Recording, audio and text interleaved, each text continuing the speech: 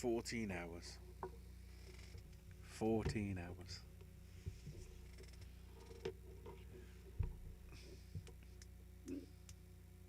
Anyway, that's your signal, Owen. 14 hours.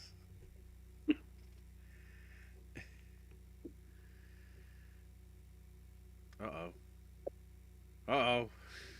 We've got technical difficulties. No. Oh, it's just you kept mouthing and like not saying anything. So it's like I thought we lost the sound.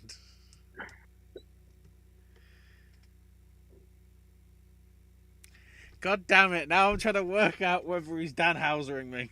Damn. No, what can I say at this point that hasn't been said already 1,000 times? It's like, we've made our bed. We're going to be wrong. We're going to be right. There's really no reason to say anything more at this point.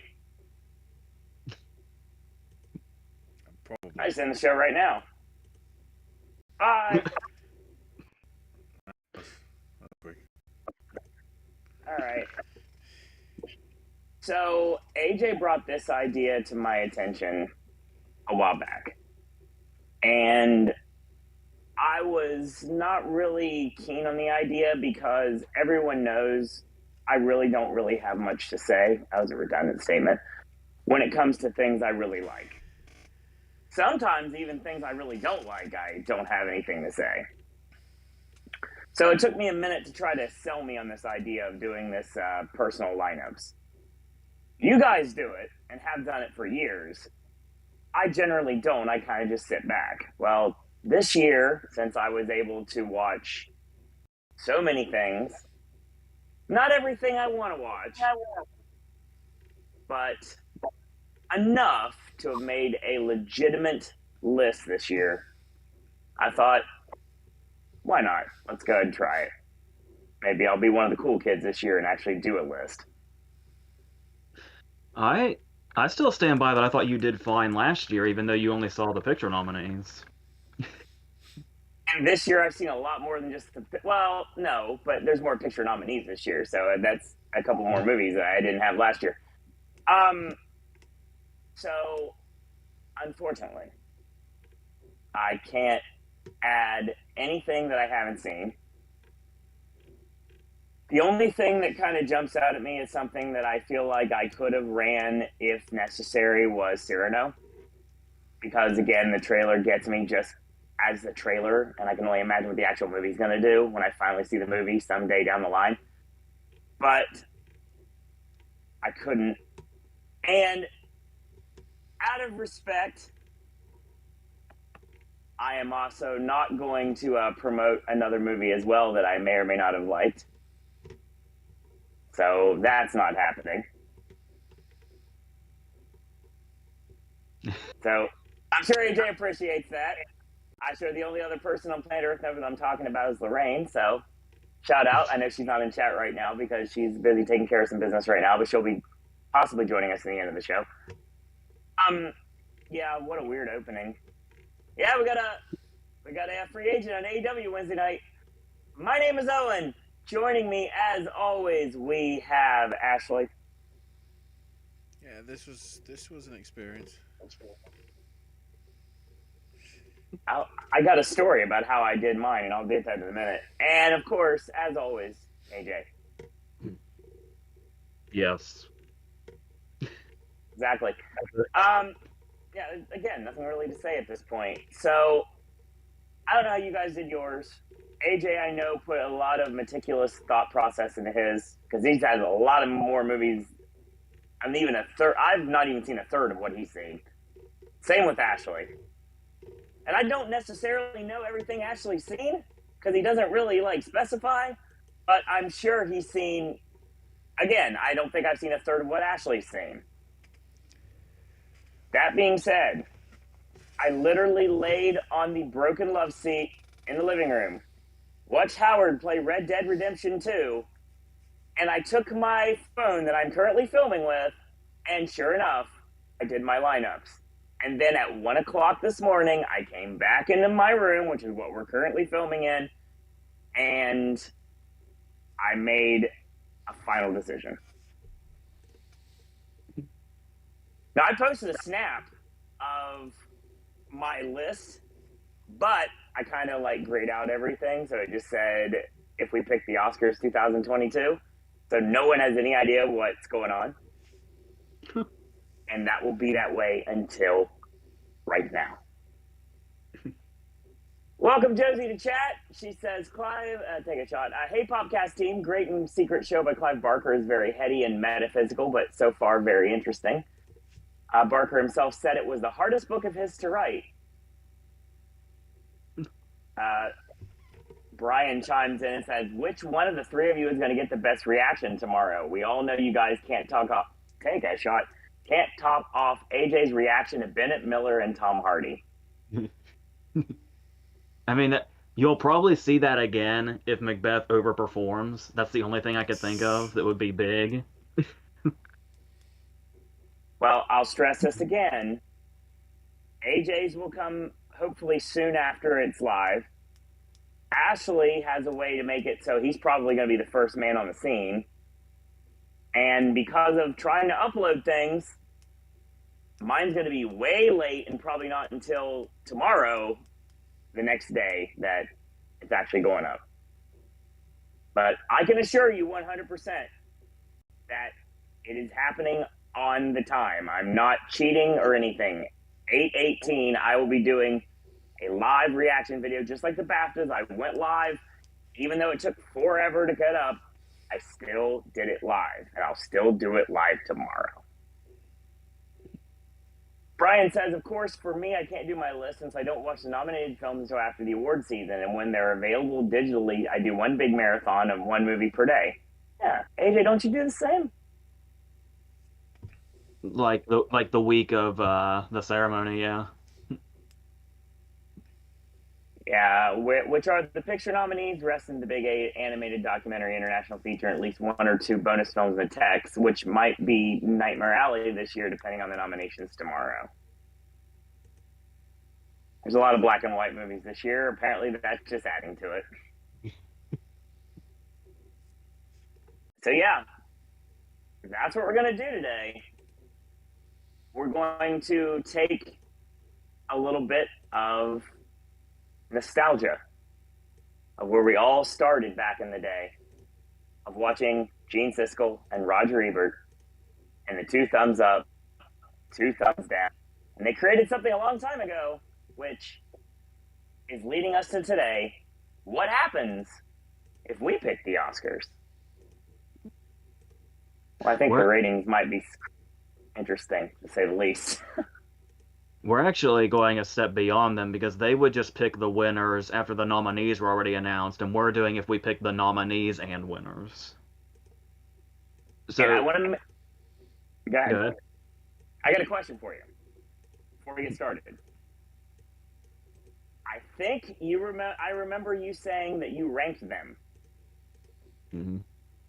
And then did you rank them as in, let's say your top 4 for the regular categories would be, your number 4 is would be last, and then all the way up to 1, and the winner is this final category.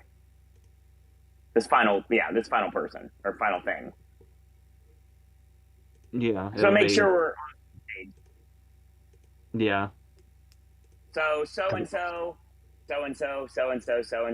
and the Oscar goes to so and so.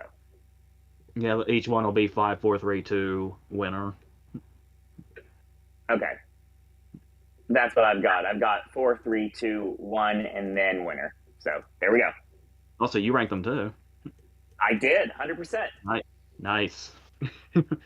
And I guess it's worth saying something else, and I'm afraid I'm going to have to repeat this throughout this video because people are idiots.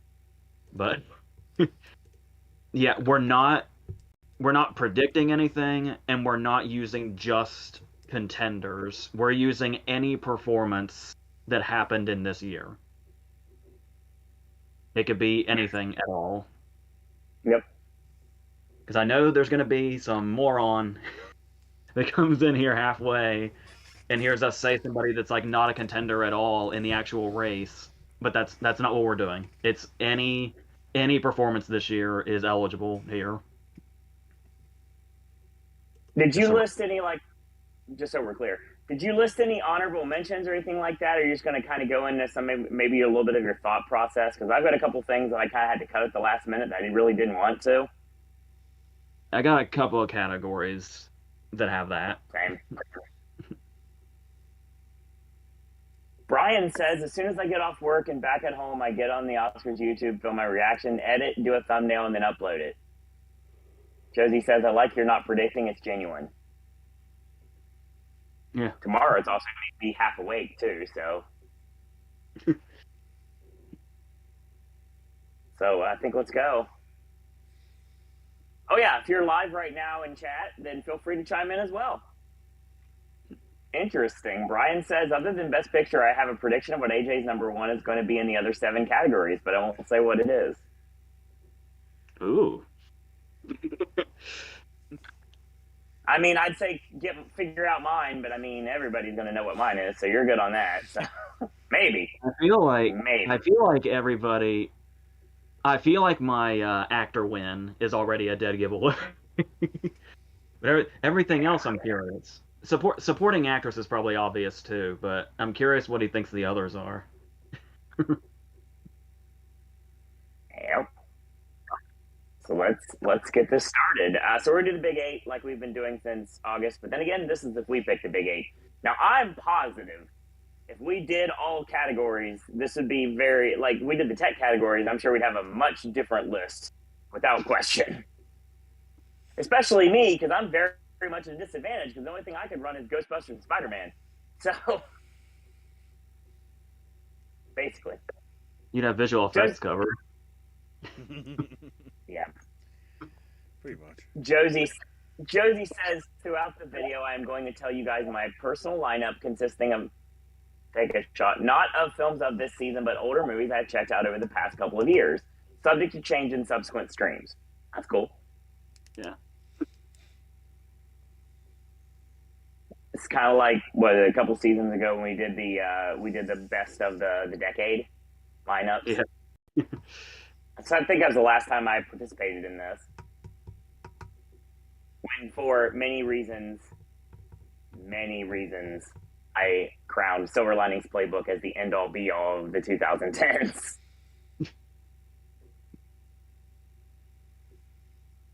So let's get started. All right. So adapted. It's all about this not Major Mark trophy tonight.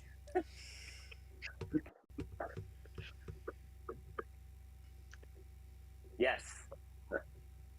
All right. So for adapted, my number 5 is Boiling Point. Obviously adapted from the short that was made into that it started as. It did the Whiplash.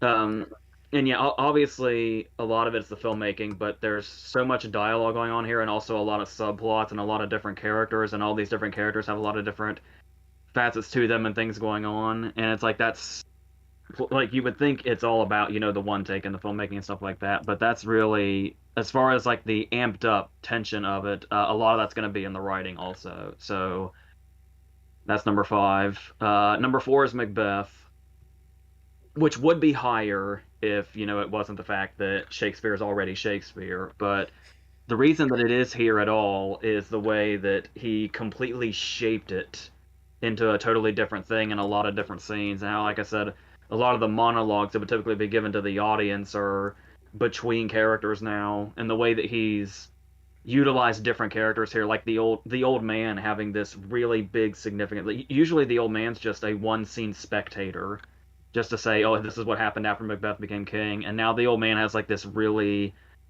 different kind of presence, especially with that ingenious idea to make Hunter play the old man. Also gives it this whole other thing. It's basically like when Jafar pretended to be the old man in the dungeon in Aladdin.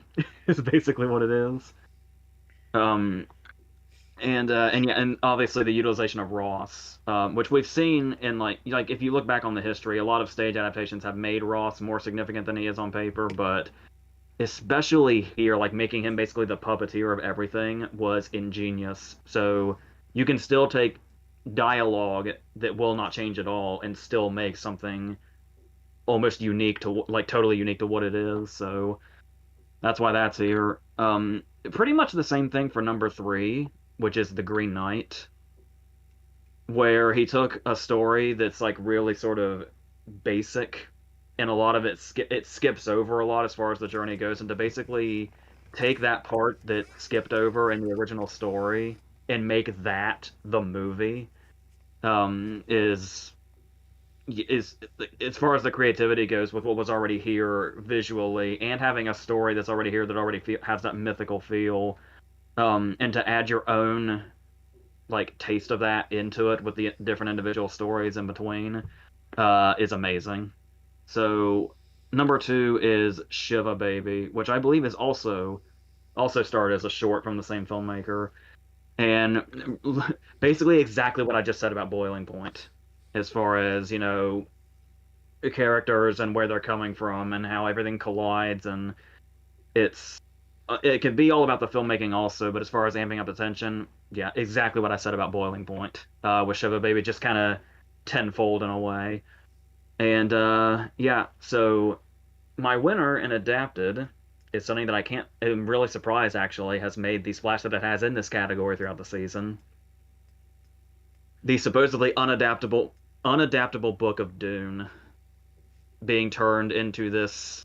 Like, first off, the choice of where exactly you're going to cut it off and how a lot that was kind of controversial anyway, where he chose to. But still, to take this and make it this story that's really, like I said, it's. I know a lot of people still had trouble. I find it surprisingly easy to follow for what it is and how you would read it and think there's no way this can be adapted into a script, let alone onto the actual screen. But the use of the dialogue and all that, and the way it tells the story, it's just he basically did the unthinkable. They did the unthinkable with adapting this. So that's why I would think I would have Dune at the top of this. Before we go any further, real quick, so Brian says, got one wrong. I thought it was going to be Macbeth. Ah.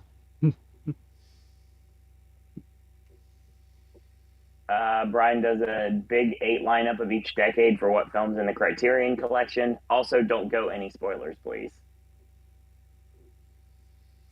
We say that the spoilers for movies will be coming for that on Oscars night.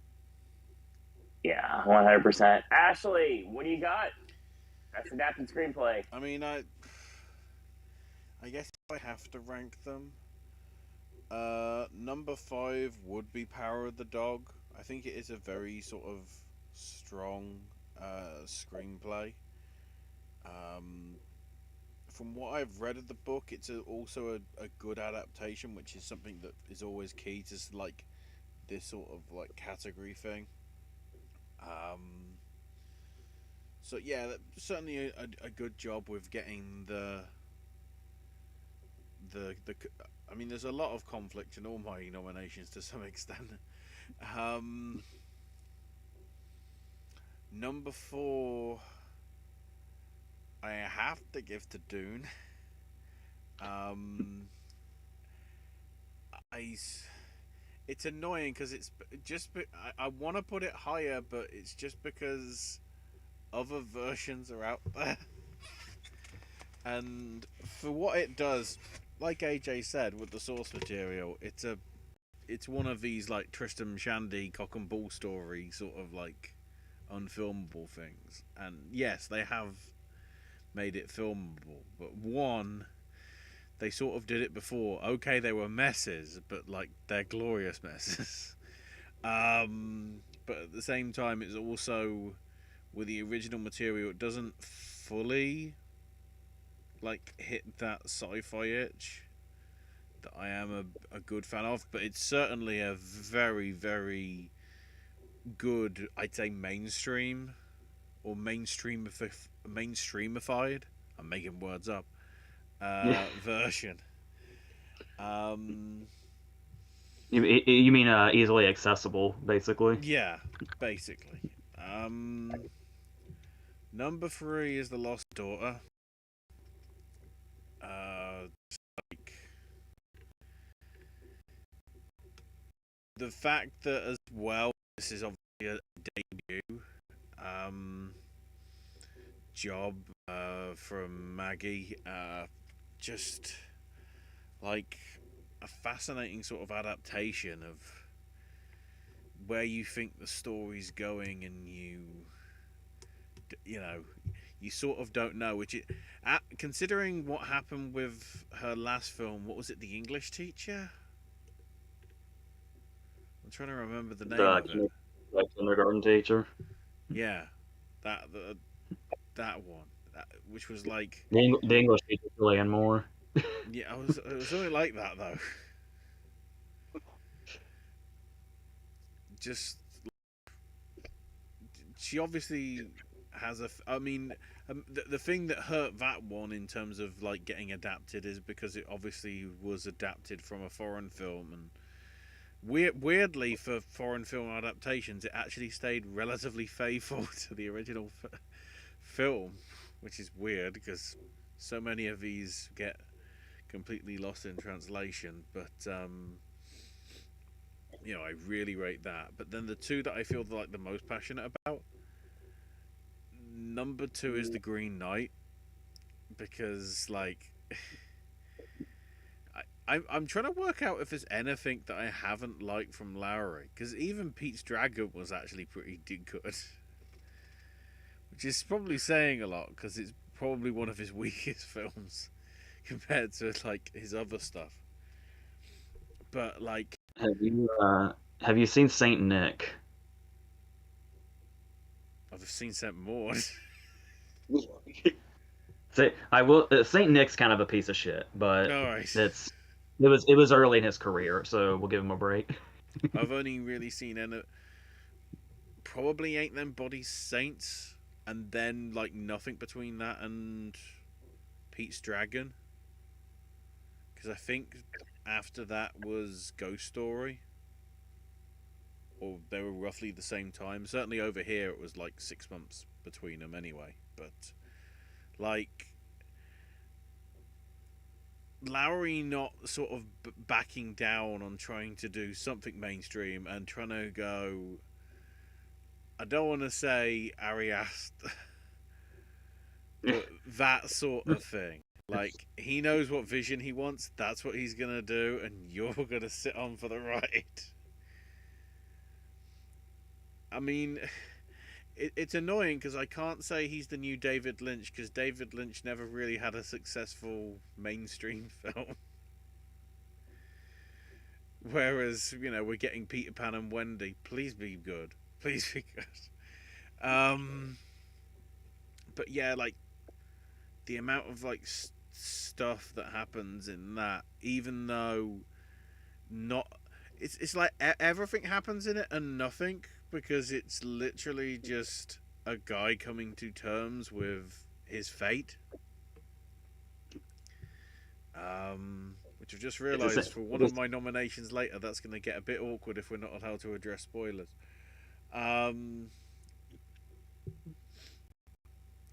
I was just gonna say, I guess essentially, in its barest form, you could say the Green Knight is basically Lord of the Rings with one person.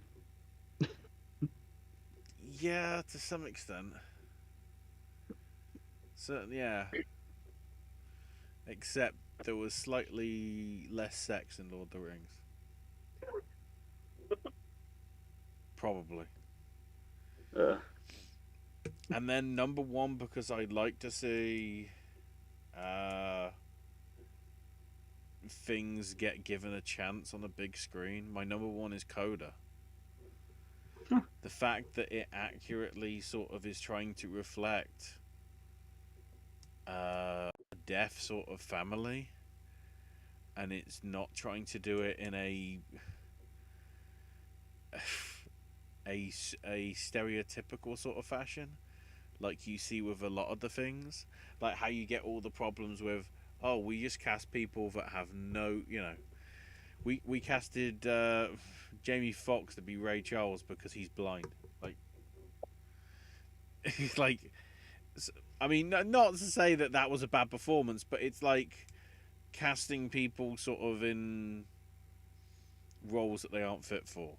I mean, case in point, last year with Maddie Ziegler and music. Oh shit. Yeah. When we can see like stuff that actually feels authentic and real, it just like hits better for me. And the fact as well that it's like giving a lot of representation and a lot of eyes on it, that hopefully it means less discrimination in the world for them.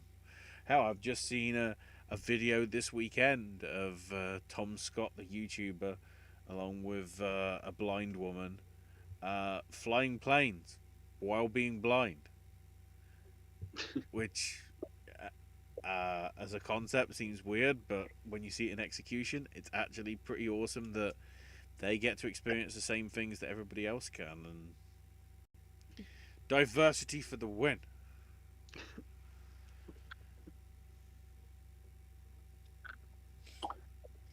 Okay. Once again, we play this game like we do every time. AJ talks, Ashley talks, and then I just kind of throw a list. But first, before we go any further, Josie wants to know, speaking of the Green Knight, what is our favorite medieval-ish fantasy film? That's hard to say because that's not typically my kind of genre. Same.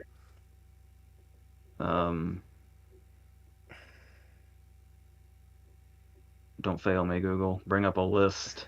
I mean, Give me options. the problem is it fantasy when the last 2 minutes is when it gets meta? Because my obvious choice would be Monty Python and the Holy Grail.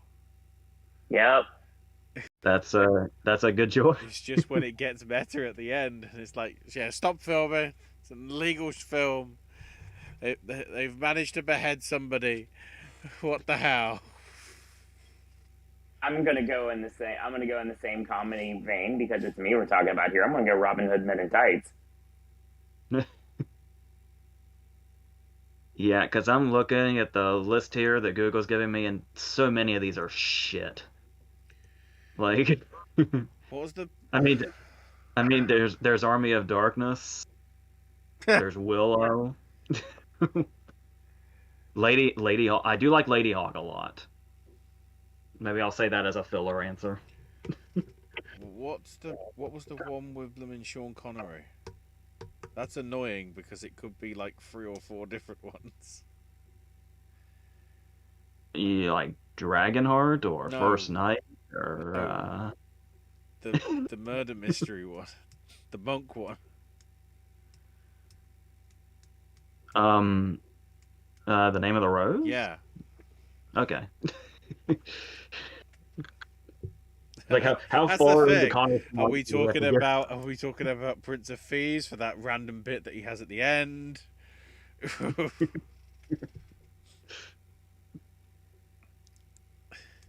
Okay. Are we talking Highlander?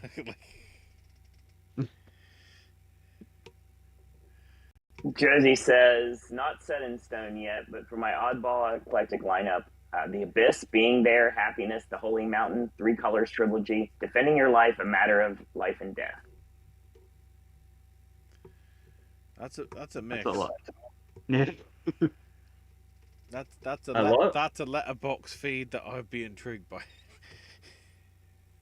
Yeah, I love Defending Your Life and Matter of Life and Death, especially because I'm just really, I guess it's that existential thing and my constant fear of death. I just really love movies and find them comforting that like deal with the afterlife in like really interesting ways.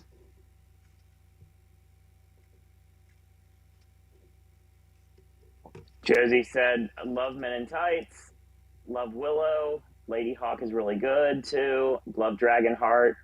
Brian says, Being There is great. Defending Your Life was another movie I applauded at the end. Three Colors Trilogy was the great. My favorite is White of the trilogy.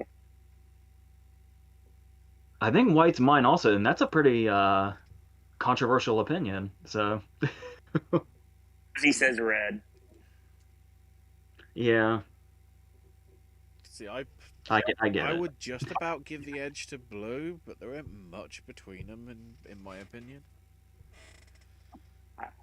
thought we were. It sounded like if you turn on the show, we're talking about like our favorite wines at this point. You brought up blue wine, which is not a thing. So,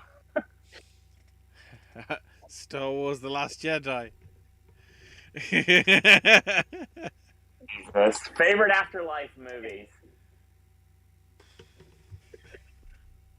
There's two that kind of go hand in hand that I really love that are The Green Pastures and Cabin in the Sky. Are really great. I'm not sure how dated they would be at this point. I haven't seen them for a while. But those two and Defending Your Life is kind of my go-to for that. I mean, can I say Ghostbusters? It's in there. Or I You can know, just feel the thrill. that's a great one. Love That's those dreams. that scene where he and Leota just play that night is like one of the best movie scenes of all time, and it just gives you that feeling of being in like this otherworldly place, even though they're only in Iowa. I love that. Josie said Three Colors White is underrated. Love the music in Three Colors trilogy in general. Yeah. My pick for Afterlife would be the entire series of the entire original series of Randall and Hopkirk Deceased. I just love the fact that they have to act as if there's nobody there, even though, like, I'm guessing there's outtakes of like where he was just being an absolute idiot. This is like corpse. Send for the man. So my adapted screenplay lineup nominees: Jane Campion for The Power of the Dog. I mean, it's lowest on the list because of everything else that's surrounding it. I think I kind of had to put it in there. I was looking at the other options. Like, I really don't have any more options here. I have to go with it. I've got Chris McKenna and Eric Summers for Spider-Man No Way Home. There wasn't very many movies I saw that weren't nominated for any sort of Oscar, and this could technically still get nominated for an Oscar tomorrow, hopefully. So that still may be a different question. I have Maggie Gyllenhaal for The Lost Daughter. AJ knows me very well when it comes to a lot of things. As a matter of fact, he's the best friend that knows things about you that obviously you would never tell another soul. And I know things about him and he wouldn't tell anybody else either. And it's like that's the kind of bond we have as friendship. Kind of like a closest to a brother that I have. That being said, he knows me well enough to know that The Lost Daughter is not something I normally would go for at all.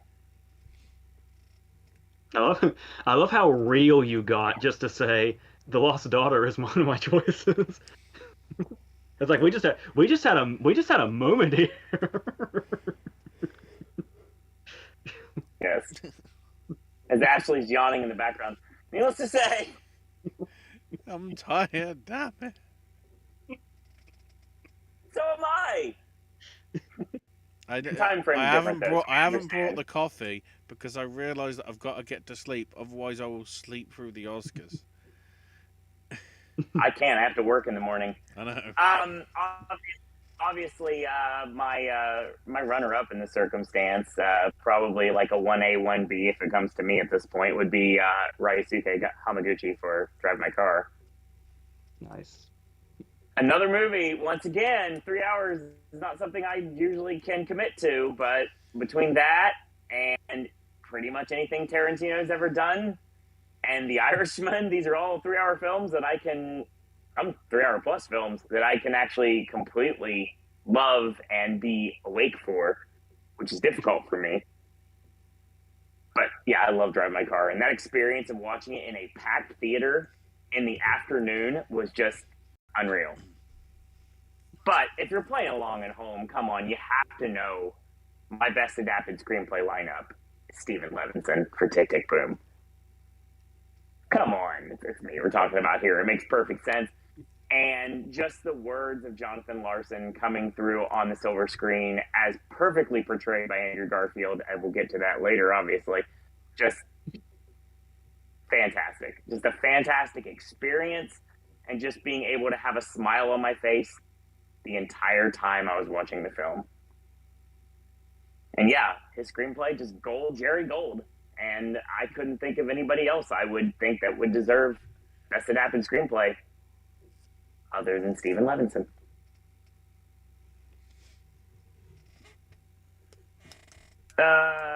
Brian says, I see Coco and Soul on this list. If you're talking about me, I didn't see either. I did not watch Soul. So.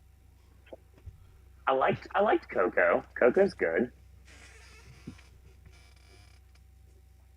Encanto was the last Disney film I watched since since what, Frozen 2? Like, shoot.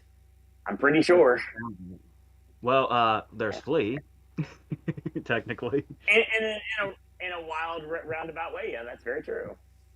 And of course, it's anything that was nominated for short that I could have had a chance to see, because that counts too.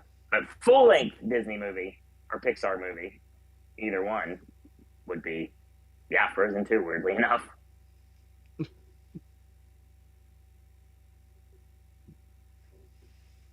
Okay, let's go with the best original screenplay.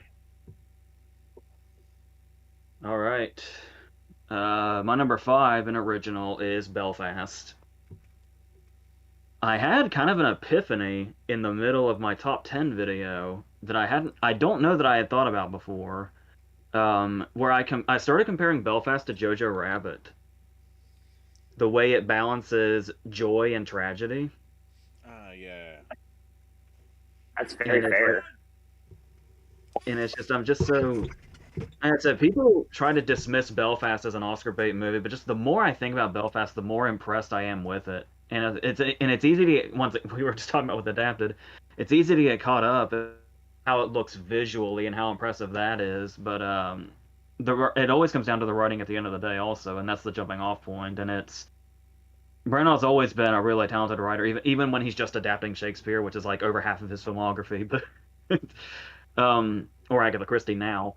But even so, I still really stand by him as a writer, and this story in particular just really found a way to make it feel... You could tell it's really special to him and meaningful to him, but the way he can turn around and make it meaningful to the audience also, I feel like goes a really long way. So I just really love it. Number 4, I had to double check, was original, because sometimes you can't always tell where something's coming from. But I'm pretty sure this is original. My number 4 is Encanto, actually, as a segue. And we always talk about before about the creativity that's in a lot of these Disney movies, particularly the Pixar movies, but Disney also has this, like everything in this, there's a lot of movies that get a lot of credit, like Inside Out and stuff like that, as far as like the kind of world that they build and what they set up and how everything works. And it can just be like, yeah, it's creative, we get it, but it's, obviously Inside Out didn't work for me the way it did for a lot of people. But with this in particular, though, the way it sets up how like literally the house is alive, and then how like all the different characters have all the different things going on, because there's a lot of characters in this. There's a shitload of characters in Encanto, and the fact that they all kind of get their moment. And it is hard when you're dealing with a musical like you just did Tick Tick Boom, where it's like separating what's the script and what's the music, and how they're two separate things. Sure. So the way a lot of the creativity in the character comes from the script at first made me feel like it needs to be here. So, and the way it goes into all of its messages about family and all that stuff, well, it takes these, ideas that it's coming to, that we've seen a million times before, yet can still make them hit in a really emotional way. So that's why I have that here. Number 3 is The Card Counter. My old friend Paul Schrader from a few years ago. Like I was saying before in the top 10 video, The Card Counter is one of those movies that's probably getting dismissed because a lot of people might think it's pretty meandering and not a lot is happening in it, when it's actually this kind of terrifying character study. And not just the Isaac character, but like the way Tiffany Haddish and Ty Sheridan come into this also, and the way Willem Dafoe's just kind of looming in the darkness, waiting to come out of all this as we're heading towards something. You can constantly feel like, even if it feels meandering, it constantly feels like we're headed towards something. And there's just this constant feeling that something's going to go horribly, horribly wrong. and the way it builds off the whole card counting thing, which really barely has anything to do with the movie at all. It's literally just it's basically just Isaac's character killing time while he's either going to redeem himself or go about his death wish, whichever it may be. And it's in the way we just sort of snowball to this climax that still just literally makes me sweat watching it. The movie's so expertly written. You can tell it's by a guy that's been doing this for a really, really long time and going to dark places for a really, really long time. Remember, this is the guy that wrote Taxi Driver with a loaded gun on his desk. And it's like you can tell in his old age he's still that guy. So, yes. Number two is Mass. I don't know what else I can say about Mass that we haven't already said. Reviewed it. It made my top 10, and we've talked a lot about it here also, and how it should definitely be a contender in this category. And how it's I don't even know what else to say without feeling redundant. So if you've seen Mass, you know why Mass is here, right?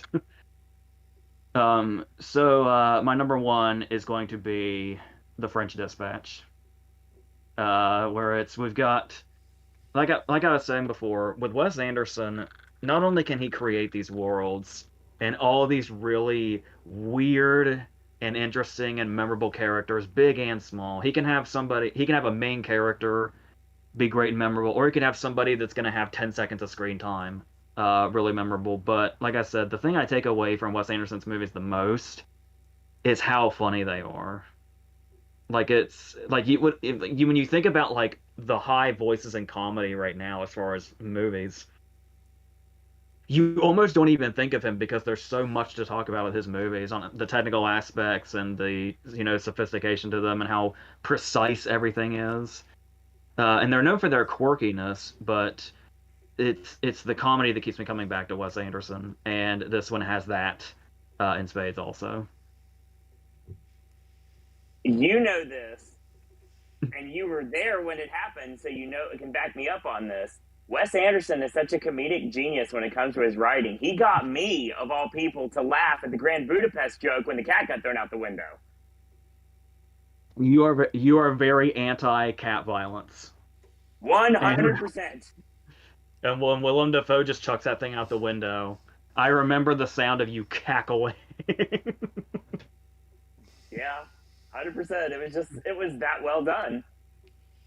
And it's all kinds. It's dark comedy, it's slapstick comedy. He can do anything. And just lines, just regular lines, the way they're delivered and how very matter of fact they can be. He's mastered like all the kinds of comedy there is. Totally. So that would be why The French Dispatch is my winner here. Excellent. Let's see what chat's saying real quick before Ashley goes. Josie says, as far as adapted, I haven't thought too much about what I include. I definitely want to put in being there. Josie says, speaking of gambling with card counter, have anybody seen California Split with directed by Robert Altman? I actually haven't. It's been recommended to me a shitload, but I still haven't gotten around to it. Brian correctly predicted you picking French Dispatch. That's what he said. He said, I was surprised it was that high on your list. Josie says, good on you for putting French Dispatch at number one. Everyone, Josie, I'm sure you're going I would guess you're probably about to ask about a gambling circumstance when it comes to movies. Obviously, everybody knows my love for the Spaniard, Alfred Molina and Maverick. And another gambling movie that I absolutely go to time and time again is Snake Eyes. Love Snake Eyes. Snake Eyes is great. Excellent movie. M. Gustav, I go to bed with all my friends, says Brian. That's the line that got him punched. Oh, it did. Dude, can we just draw attention to how amazing Adrian Brody especially is in Wes Anderson movies, especially when he's given profanity to work with? This makes it work. It's so good. It's just like rattles right off the tongue in the perfect way. So there's even a similar moment in The French Dispatch, but I actually quote all the time when he sees that Boy with Apple has been replaced in Grand Budapest, the way he says, "What's the meaning of this shit?" Yeah. I'd like to see it get more visibility in the Oscar lineup. I know it's sadly not going to, other than a couple of things. But I mean, at the end of the day, I would love another opportunity to see the movie again in a theater. Because obviously, I can watch it at any time. I just don't like watching movies on this television. Yeah, it Rather was rather a. watch. I already took you through this story. It was a pain in the ass for me to get the Blu-ray. I mean, Yeah, well, I've got it now, but it was a pain in the ass process that was way more elaborate than it needed to be. But we won't go into that bullshit. yes. Josie says thoughts on Casino. We got a video that exists on this channel. As I hold off the angry mob, I prefer Casino to Goodfellas. Not by a lot, but I do. And speaking of Yeah. other videos that exist on this channel, thoughts on Rounders. Yeah. Brad was great. Also, I was still stuck on Casino. I was gonna say, you were talking about movies that are 3 hours long that are really fast. Casino. Casino is at the pace of a bullet. Oh yeah, totally. Yes, I do really like Rounders as well. Yeah, that video exists. That's usually what my cop out answer is. Yeah, Josie says I was lucky to pick up the Blu-ray of French Dispatch at Best Buy with my dad. Nice. Ashley, what do you got? Best original screenplay. My number 5 is also Belfast. Yeah, just it does feel genuine that Branagh is basically telling his story and whatever. It is going to be weird this week, the fact that that's going to be in the cinemas exactly. Well, it's scaling back at least at my local one, but it's going to be having roughly the same amount of screens at some of the multiplexes as Death on the Nile is. You have 2 films out at the same time, which is pretty weird because they're very different films. But yeah, I rate that. Then number 4, I'll go with Last Night in Soho. Despite how crazy it gets at the end, and like some of the things that aren't that good, I'm intrigued to know how much of it was actually Christie's work and how much of it was like elements that Wright brought in. Because what I'm trying to work out now is who's to blame for the Dario Argento bit. Because I don't know. But yeah, and just with what happens in that film and the way it goes, I sort of, it's a Shyamalan twist. Yeah. That's as close as I'll get to spoilers for now, but I mean, the twist in itself is me realizing who the actual actor was. But yeah, that was pretty good. Number 3 is Annette.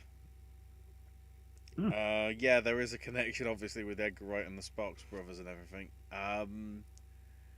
It's just like it went out there, and if you want to be original, boy, was it original. We got puppets that are kids, but not actually puppets, but are they? Like weird symbolism, but then when you think about some of the crazy stuff that Sparks have done, probably fits the bill. And the fact that it just seems like a genuine Sparks project rather than like getting them in to just like do the soundtrack to something. I appreciate that.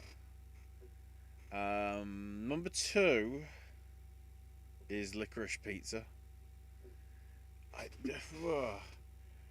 think this is probably his strongest script since I want to say There Will Be Blood,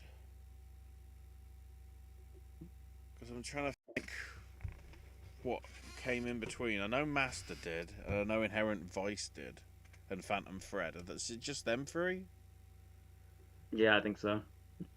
Yeah, I don't. You know, it's better than those three. Um, Again, possibly because it feels genuine. Although, who knows how much of it happened to his friend Gary? That's what I'm intrigued about. Did he actually have a waterbed sales business? I think he did. That's the best bit. It's like I haven't found any definitive article of like fact checking it. Which is the best bit. Like leave it with a mystery, and you know, to some extent it's like Booksmart meets Punch Drunk Love. As in, it's sort of like Punch Drunk Love, but like more about teenagers, even though obviously Alana's character's in her mid-20s. But it does feel like a high school style thing. The perils of being a childhood actor. Yeah, putting those two together, it actually does sound about right. Yeah. Because it's also, you know, like with Booksmart, it's got the sort of the Animal House style antics of like how they're almost like vignettes or something. Yeah. Sort of thing. Yeah. Well, just John Peters. When it's like, oh shit, he's got the fuel. And then it's like, there's two women in tennis stuff. I'm going to chat them up because Barbra Streisand's a bitch. Like, and to some extent, PTA's best stuff is the stuff that feels like it's vignette. Yeah. AKA Magnolia and Boogie Nights. The two best, the two best vignette things probably since Tarantino's Pulp Fiction and Reservoir Dogs. Then again, with them, it's more sort of like it's told out of order, at least with Reservoir Dogs, rather than actually be vignettes. It's just the way that it's presented. It does feel like vignettes. Like, yeah, here's the bit with the Michael Madsen bit, and then here's the bit with not Michael Madsen. The backstory, stuff like that. And then I played the video game, which tried to fill in the backstory, and I was like, oh. But number one, math. Because math. That's the reason. Math. I mean, I do appreciate the things that are sort of like little to no cast. Because you see the effort that's put in there. Sort of, it's very much akin to Boiling Point. Obviously, Boiling Point does have a somewhat substantial cast compared to Mass, but it is sort of that, like, pretty much all of Mass is set just within that one room within the school. Yeah, it's chamber piece. Yeah. Except it doesn't feel like a play. It is presented like it's an actual film. It doesn't feel like it's a Ma Rainey or a Carnage or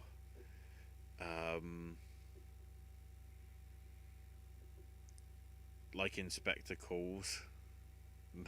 Weird that I go from like modern stuff to 1950 with Alistair Sim, but I thought the next thing you were going to say was Virginia Woolf, but I was gonna say Rope, but I think that just about survives it, because Rope has the sort of like you actually see the machinations going on, so it actually just about pulls away from not just being like a stage show thing. it's the same thing as Mass, where you can like it feels like it could be a play, but at the same time you can see the filmmaking. Yeah. So those are my five. Let's see. Josie says, all thanks to Thelma Schoonmaker. Brian says, I saw it at my Walmart. Wait until the Criterion upgrades it, but they have to do Isle of Dogs first. Josie said, have anybody seen Dead Again? What was that? Dead Again? Is that the Branagh one? Oh, the Brown movie, yeah. Yeah. That's like, I'd say that's one of his hidden gems in terms of like underrated things. Yeah, it's one of those ones where I haven't seen it in so long, but the main thing I remember about it is how much I liked it.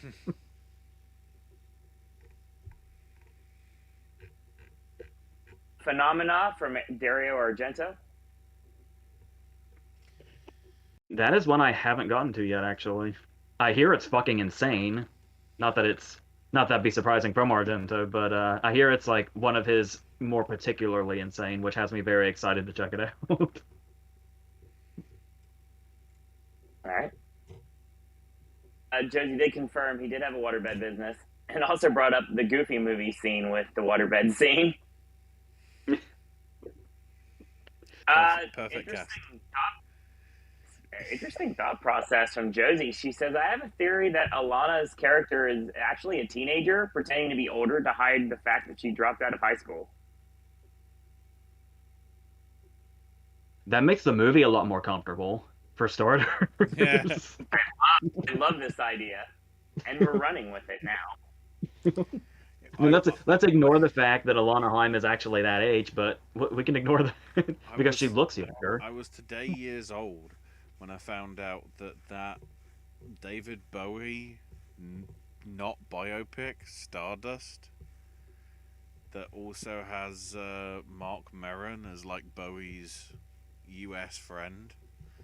Mark Maron was filming it at the age of 56. Bowie's friend. Wow, my voice broke because it's that amazing. Bowie's friend was 28. So Mark was playing somebody half his age.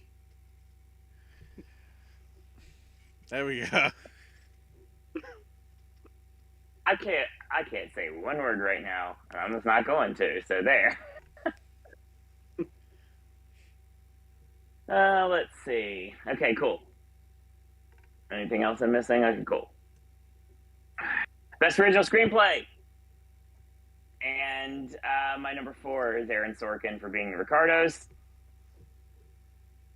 I mean, I'm happy with the movie. I'm happy with the way it came out. Obviously, I have to defend it quite a bit, and I'm going to continue to do so. Does it belong here over other things? In some cases, yes. In some cases, no, depending on who you ask. Again, I don't really need explanation. My number 3 is actually Encanto. Yeah, I'm really, really connected with it. And from the second that the Bell on Crack Family Madrigal hit, I was just in from the second it started. A very beautiful film in every way possible, and a beautifully written film as well. Something that definitely stuck with me and will probably stick with me for a long time to come, actually. Speaking of things that stuck with me and will stick with me for a long time to come, my next option, of course, is going to be Mass. And it's that second viewing that I got at 2 o'clock in the morning coming back on the Delta Airlines flight, where it was just me, the captioning, and no sound, and it made it resonate even more in my head. Because I've seen the movie, obviously, and I wanted to be able to have everything, me be alone with my thoughts when I'm watching it. And it's just like, it made it even more powerful than it actually is. If you believe that, because that movie's extremely powerful. I've heard there's... Of course, Go ahead. Apparently, there's something scientific about, like, when you're watching a movie on a plane, you're more emotional or something. Is that real? Or... You're asking me if that's real. Now, if you ask someone else, they may disagree with you, but if you ask me, obviously, that is a correct statement. Because I watched The Lost Daughter on the plane, too, but I realized real quick that it was like, yeah, I can't watch this with just subtitles. I have to have sound and visual together to make it better. Of course, my runner-up is going to be Wes Anderson for The French Dispatch. And before the number one movie decided it wanted to come into my life at the right place at the right time, this was always going to be high on my list, and it was probably going to run away with most of these awards. But it gets to play second fiddle, it seems, for a bit. I've been a fan of Wes Anderson for the longest time. Every one of his movies hit in the right ways. I mean, I think at this point, with all the different variants of comedy that Wes Anderson can put out there to any film, I think we're looking at this generation's Mel Brooks, honestly. That's an interesting way to look at it. It's something that, if you look at what Mel Brooks has made when it comes to comedic films, and you're looking at anybody that would be able to pick up and then run with that ball, Wes Anderson is 100% that man. It's not the same comparison, but I'd say the closest thing would actually be Chaplin. Because a lot really of Wes's vision stuff is like the sort of, well, even not even like Chaplin, like Buster Keaton. There's a lot of like homage to sort of the silent cinema age of like the framing and getting the sort of the shots right for everything. Obviously, a lot of that would not include the talking, but that's where the sort of certainly I'd see the Brooks sort of thing, but certainly from the visual point, obviously there's a lot of like French New Wave stuff in there as well. Certainly with his set design, but no, I certainly see that. Yeah. Yeah, and go ahead, AJ. That's like what we were talking about before. How he's mastered so many different types, because how you mentioned Mel Brooks and Ashley said Chaplin and Keaton. When Grand Budapest was out, I had also heard Monty Python comparisons. Oh, absolutely. It's how the way you can actually see all of, at least a little bit of all of these, is wild. And the one thing that comes to my mind right now, we need to will this into existence because I'm kind of good at that, if you haven't noticed by now. Why don't we have a Wes Anderson silent film? I want that right now. A true silent film with Wes Anderson dialogue. That needs to happen. I'm sure he can pull it off, whatever it would be. Guaranteed. And of course, I mean, it's probably one of the biggest, like, not surprises whatsoever. My win for Best Original Screenplay is Licorice Pizza. I mean, from the second that I saw the first trailer, bawling my eyes out, hearing Life on Mars and just watching everything just unfold in front of me, to the first time I watched it, to the second time I watched it, to the third time I watched it, the dialogue just gets better and better every single time. And, you know, I didn't nominate him, but I really, really, really, really wanted to. I'm going to shout out John Michael Higgins here, because it's me we're talking about here, number one, and he does not get nearly enough credit for his very small yet somewhat pivotal role in the movie. You can talk about a lot of the supporting actor performances, and I'd love to have nominated him, but there's several more I had to go with it. But I definitely wanted to throw kudos to John Michael Higgins and his small role. I want to give more credit to the first wife. The way her expression changes when she clearly understands that they say like these little beautiful dolls, and she goes from like smiling to absolutely, What the shit did you just say? But again, with Higgins paying off by just doing the stereotypical, "Oh, what did you think of that?" I'm like, oh my god. And the guy next to me on the third time I watched it was just basically on the floor, like overwhelmed by how much he was laughing. It was just for the right or the wrong reason. I like the fact as well they didn't do the obvious payoff to that, even though it was clearly established with the first wife. Only when the second wife was like, "Oh, I don't know the language," even though you could clearly tell that from the first one. Why it needed to be said the second time, I don't know. But from the moment the first meet cute at the high school, the dialogue that is exchanged between Gary and Alana, all the way from the beginning, all the way up to the end, is just, it's a masterpiece. It really is. And I really hope, really hope that come Oscar Sunday, PTA gets this award for real. And he 100% deserves it. Well, we know his only competition is Brown.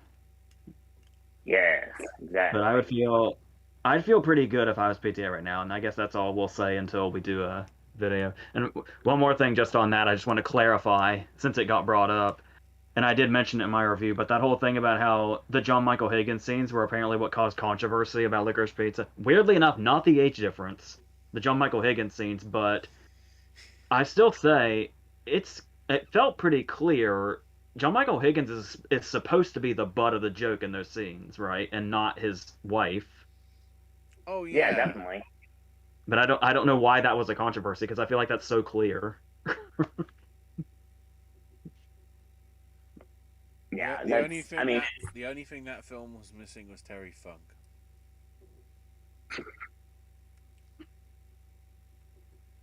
So good. This is where I have to explain that he, for some reason, did a song called Barbra Streisand's Nose. Yep. All right. Josie says time doesn't look her age. That's the whole point. Her biological age is what matters. Brian says, speaking of age gaps, I've seen through many research. Take that shot. So many celebrity couples, younger women dates and older men, rare on the opposite side. Age gap, specifically 5 years or more. We're only an hour in and we're already done with screenplays. Welcome to the Popcast Network, Brian. How long have you been here? Josie says, I was literally thinking about Wes Anderson doing a silent film before you said it. Speaking of Mel Brooks, thoughts on History of the World Part 1 and silent movie. Those are ones that I don't revisit as much as I revisit like Young Frankenstein and Spaceballs and stuff like that. And I remember kind of being underwhelmed by them, but I'm wondering if I'm older now, if I will get like the whole Marcel Marceau payoff is something I would have never understood back when I first saw Silent Movie. So those I would like to see again. And as usual, conveniently enough, one of these is right here beside me. History of the World is right here. So hopefully that happens before too long. All right. And we are finally moving on. Best Supporting Actress. Oh, neither of you have comments on those Brooks movies? I wish I could. Unfortunately, I mean, I haven't seen History of the World since. I don't want to talk about how long ago that's been. Out of the two of them, I give the edge to Silent Movie because it does sort of try and do like modern things with sound movies, like the sort of Psycho style bit, but like how you do that for comedic effect and with no sound whatsoever. I do sort of appreciate that sort of stuff.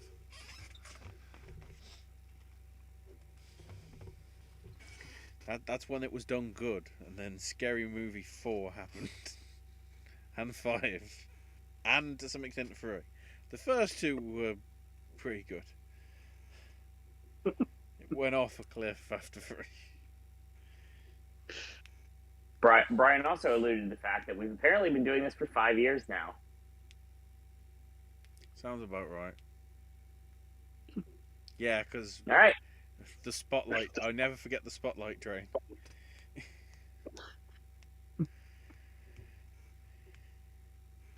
Are we on supporting actress? Mm-hmm. Yeah. Yes, we are. Now that we're going into a new set here, we have to pull out the megaphone and do this again.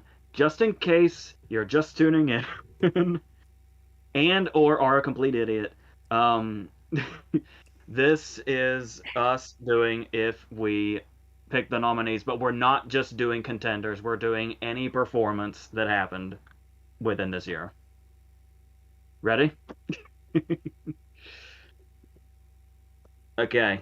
My number 5 is Rebecca Ferguson for Dune, who accomplished quite a few things with this character. Because when she first starts off, like in that first scene when she's trying to get Chalamet to use the voice to get water, she seems really authoritative and like sort of teacher-like. And then as the scenes go on, we get these really maternal scenes. Like one that always really stands out is when she's outside the door during the Gom Jabbar scene. And you can see where this is a mother that's terrified for her child. And these are kind of these authoritative moments and those maternal moments, and the way they can go back and forth until we get to our later bits where she basically has to come to terms with what Chalamet is becoming that's out of her reach. And I feel like the way she just plays these is really perfect and really stands out from, because when you see, you know, like a big sci-fi movie, you would think the performances of the actors is something that would be sacrificed for the spectacle. But Dune's not a movie that does that. There are great performances in here, and she is like right at the top of that. So that's why she's my choice here. Number 4 is Vanette Robinson for Boiling Point. Now, obviously, Stephen Graham is the lead, right? And he's the one we're kind of following around for most of the movie. And while this is absolutely true about him, I almost feel it even more with Robinson. All that stuff we were talking about with Boiling Point, where it's just kind of rolling along and it's building and building its tension, and at some point this tension's going to explode. I feel like we see that just as much, if not more so, through her character than even Graham's. Especially through the events that happen in the film. Yeah. As well. Because we can't give And spoilers. Like, yeah, because it's like because we're following Graham for most of the time, but it's really when she kind of has her blowing up moment that the movie starts to feel cathartic. And I was really struck by that. So she's absolutely, and the way that she's sort of underlined, like when you hear about her having a claim and you're watching the movie for a while, you're just like, all right, she just seems like she's kind of there. And then once we get to those points, you realize just how much this is a performance that's been building and building and having a certain destination, and it's the perfect payoff when we get there. So I actually thought she was going to be higher, but then I had second thoughts about these other 3. Number 3 is who I could have sworn would have been number 1 at least a couple of months ago. My number 3 is Frances McDormand because I put her in the right category. And it seems clear, like it almost seems like, is it even McDormand or is it just it's perfect casting? Like, of course Frances McDormand is going to be a perfect Lady Macbeth. That's in the cards. As soon as the movie announced, it was like, oh yeah, of course. And it's weird how much you can see her 3 Billboards performance in her Lady Macbeth. And what actually comes through a lot is, yeah, the scene that we all always knew was going to be her strong scene was when she's given. I don't know what's spoilery with Macbeth. It's 400 years old, but I will say when she's the big scene where she has to convince Denzel to do something drastic, and basically becomes his puppeteer in this. And we knew she was going to crush that scene. That is the scene. but it's the later scenes for Lady Macbeth when her fragility starts to come through and her guilt starts to come in. And it's like those were the scenes I was really interested because it's like we know what Mcdormand's going to bring to the scenes where Lady Macbeth is powerful, and we know she's going to bring it effortlessly. But it's these scenes later where she's breaking down, and the way that she held that together also. And it's like the scene when she's sleepwalking and she turns and she looks at the doctor and the woman there is so incredibly chilling. And it's like to see that downward spiral is what she really mastered here also. So I really love this whole performance. The stuff that we knew was going to be awesome and the stuff that she did even better than maybe we thought she could have. So number two is interesting because it came down to the mass women. And what's interesting about Mass, I don't know if you noticed this too, Owen, but when I first saw Mass, I thought that Ann Dowd was the downplay performance and the internalized performance, and Martha Plimpton was the explosive performance. And then when I watched it back, I found it was the opposite. And Ann Dowd felt like the explosive one, and Martha Plimpton's the internalized one. Especially midway through the movie. Yeah, and it's like what she's so clear. So my number two is actually Martha Plimpton over Ann Dowd because because it also seems easy to go for Plimpton and Isaacs because of which side of this debate they're on. It's likely they're going to be the more emotional ones, given the where this conversation's coming from.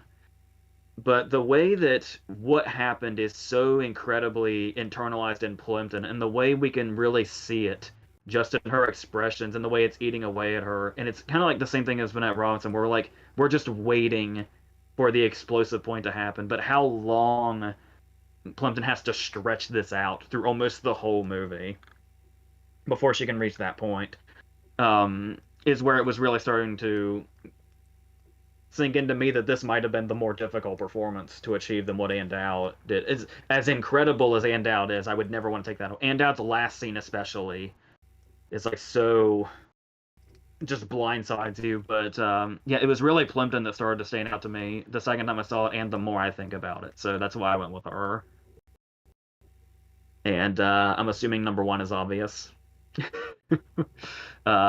Yeah, of course number one is Catherine Hunter, who should be sweeping this entire season. The whole thing where when Macbeth and Banquo first show up and see the witches, and Banquo's lying about how they seem like they're from another world. And yeah, Catherine Hunter feels like she's from another world. I think part of it is great casting because it's an actor that people won't recognize if they're not familiar with the stage. So it's like this actress that you've probably never seen before, and it's just this. She seems so inhuman and so otherworldly. And then on top of that, like I said, I can't get enough of the fact that she also plays the old man because I didn't even notice the first time. It's obvious the voice is a dead giveaway, but it's like and it's such a small amount of screen time because it's just her first scene, the scene with the visions and the old man. I think are the only Hunter scenes, aren't they?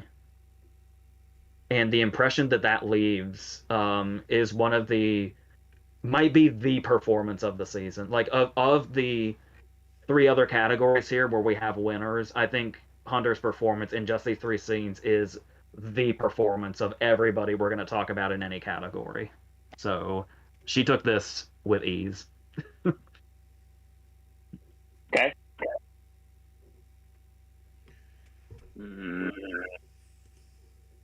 Well, let's see. Hi, Lorraine. Josie says, with how good the performances were in Dune Part 1, knowing Part 2 gets crazy, I can only imagine how great, if not better, the performances will be in the second part. Yeah, yes. Hi, Cassie. Josie says, also, supporting actress performance I want to highlight in a three-part miniseries I consider a 3-hour film would be Queen Mab and Merlin, Miranda Richardson. That's what you mentioned yesterday. Yes. When you said Miranda Richardson in something, I think you cut out for a second. I didn't hear you, so I just kind of went along with it. And it's like that's what you said yesterday, Merlin. That's a blast from the past.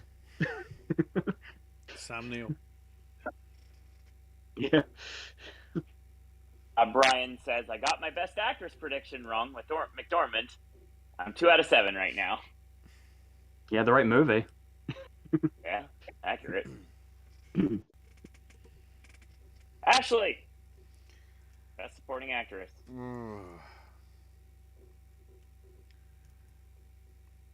I have Katrina Bell for Belfast at number 5. Just the sort of you'll be unsurprised that somebody else is also cropping up for supporting actor, because like the role that she has to play of like the mother having to deal with the situation and her generation counteracts what may be in supporting actor in a few minutes. And you know, I've rated her stuff for many a year.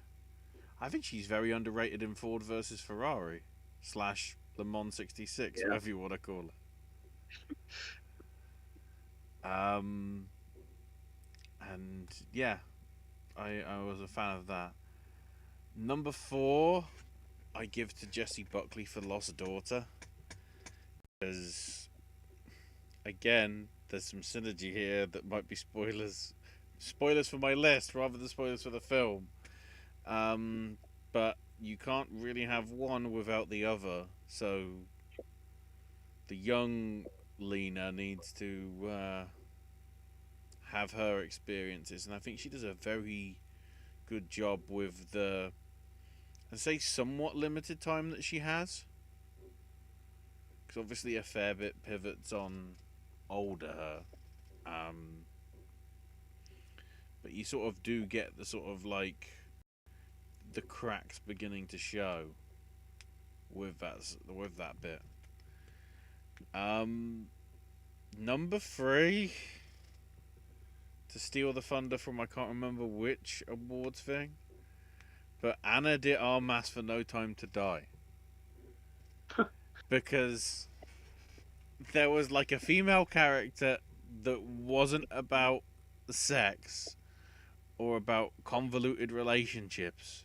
It was just, she was there as an inexperienced person, but they didn't treat it stereotypically like they did with bloody Mary Goodnight in Man with the Golden Gun. They treated her as street smart, and you know, she's got nerves, but when it comes down to it, she can kick ass and do it. It's annoying we don't see more of her in it. It's like she seems so effortless in it too. yeah, it just and when you think of like all the action stuff she has been in, and she hasn't really done that much. I mean, the closest would be like the action, like stunt bits from Knives Out. Like, because she doesn't do anything in Blade Runner, because you know she's either real or she's a sex bot or whatever. So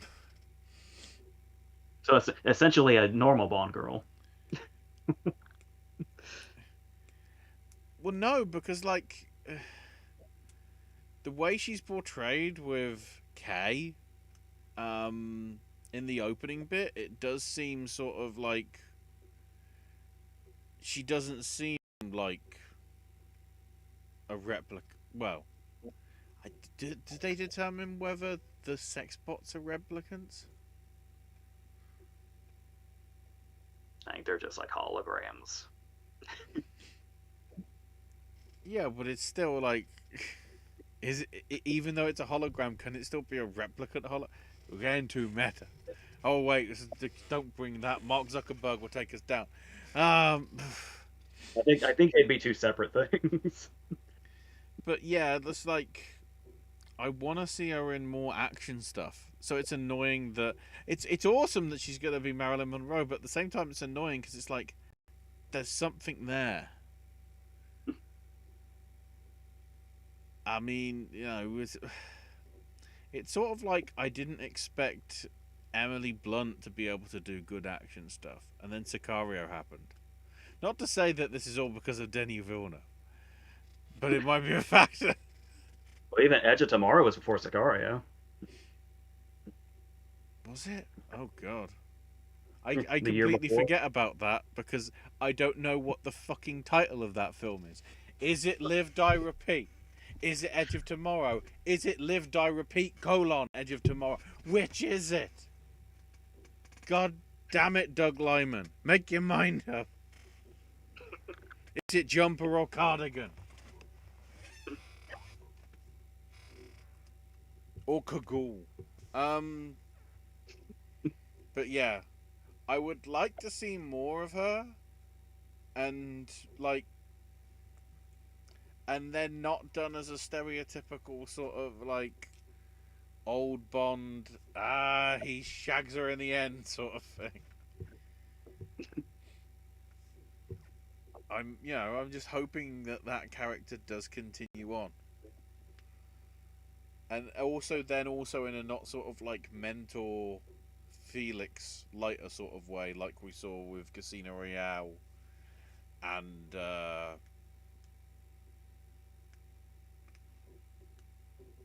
I can't remember what it was called. It was that good. Oh, Quantum of Solace. That's it. Uh, that one. Uh, number 2 is Endowed for Mass. Because, like you said, it makes sense for the one side to have a stronger person, which we might be getting to in supporting actor. Just saying. And then the other side to sort of come from the different gender and whatever. That never really happened with Carnage because that's obviously the closest thing, being a four-hander, where it was sort of being put more on like the two females rather than the male sort of being.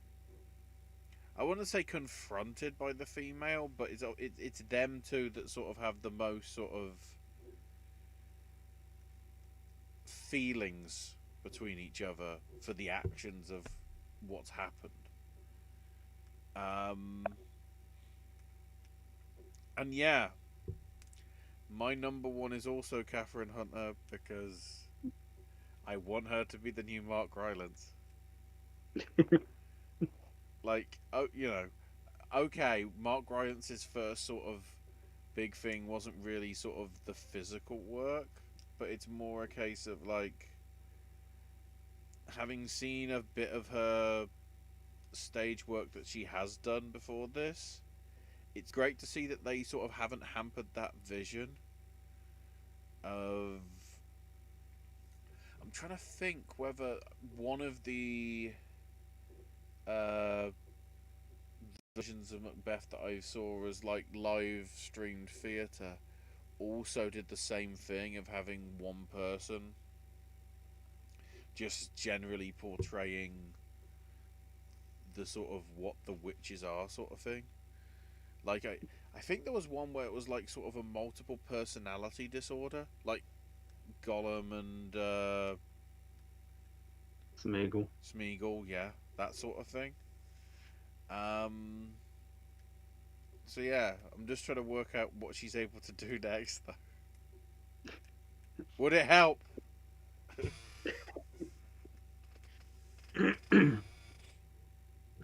Okay.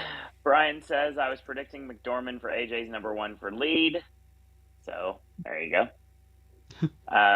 Balfe did not stand out in Ford versus Ferrari. That's the response. No, I can see for some people's thing. She stood out to me because it's like she's really the only female character that's in it. I love the scene when she's trying to get Bale she's trying to convince Bale to tell her what's actually going on, and she's like driving the car and like actually freaks him out. She's great in that scene.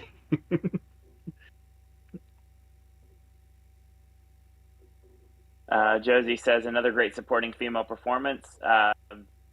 Kim Hunter in A Matter of Slide or Death? I don't know if I know what that is. I'm hoping need that's to- I'm hoping that's a matter of life and death. If I'm hoping that is the best bit of what the fuck did autocorrect just do? So either way, Josie, like, a matter of I have slide, to- a matter or slide and death sounds like one of the British public information films from the 1970s. Don't go on the slide or you'll die. Like that sort of thing.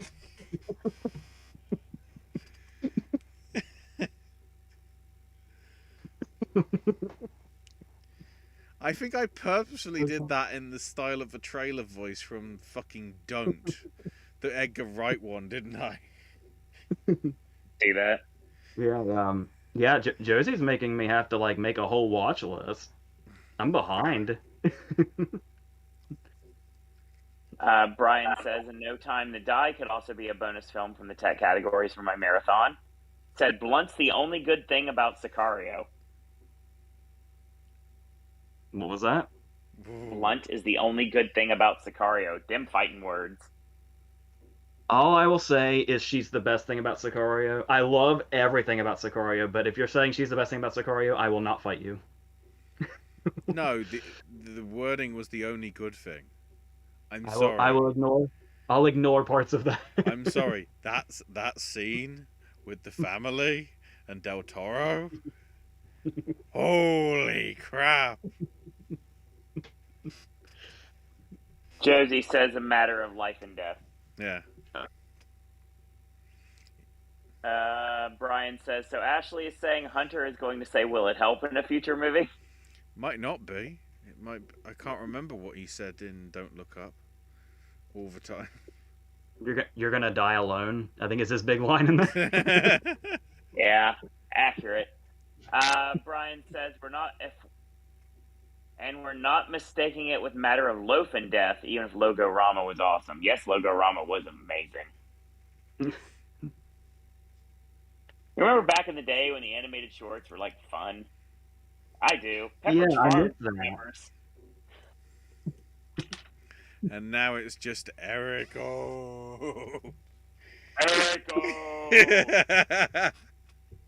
Tesla calling you Erico from California. Anyway, no, yeah, I don't care if you guys get the joke or not. Not at this point. I will say right now, it's like we've come a long way from like This Way Up. Yeah. I miss these. Remember The Lady and the Reaper? That's one of my favorites. Lady the Reaper, yeah. So such a great short lineup back in the day. Now they're just all doom and gloom. Done that party. We needed to add some fun nowadays. Yeah. That's the only reason. That's the only reason I remember Fresh Guacamole. Because it's like, what? I remember being so excited when I would predict the short lineup for animated every year. I'd be like, oh my god, I was right! Alright. Best Supporting Actress. I don't need to give explanation. I feel like it speaks for itself. My last place is Nina Arianda from Being the Ricardos.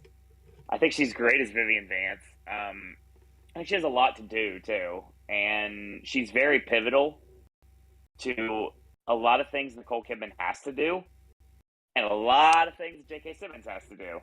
She's very important because she's one of the core that you don't really think about. It's kind of like Rosemarie and Maury Amsterdam in the Dick Van Dyke Show. It's that same kind of connection, honestly. And please, now that we've had a Being the Ricardos, can I get a Dick Van Dyke movie like that, like yesterday, please? Because I want a Dick Van Dyke Show Being the Ricardo style movie.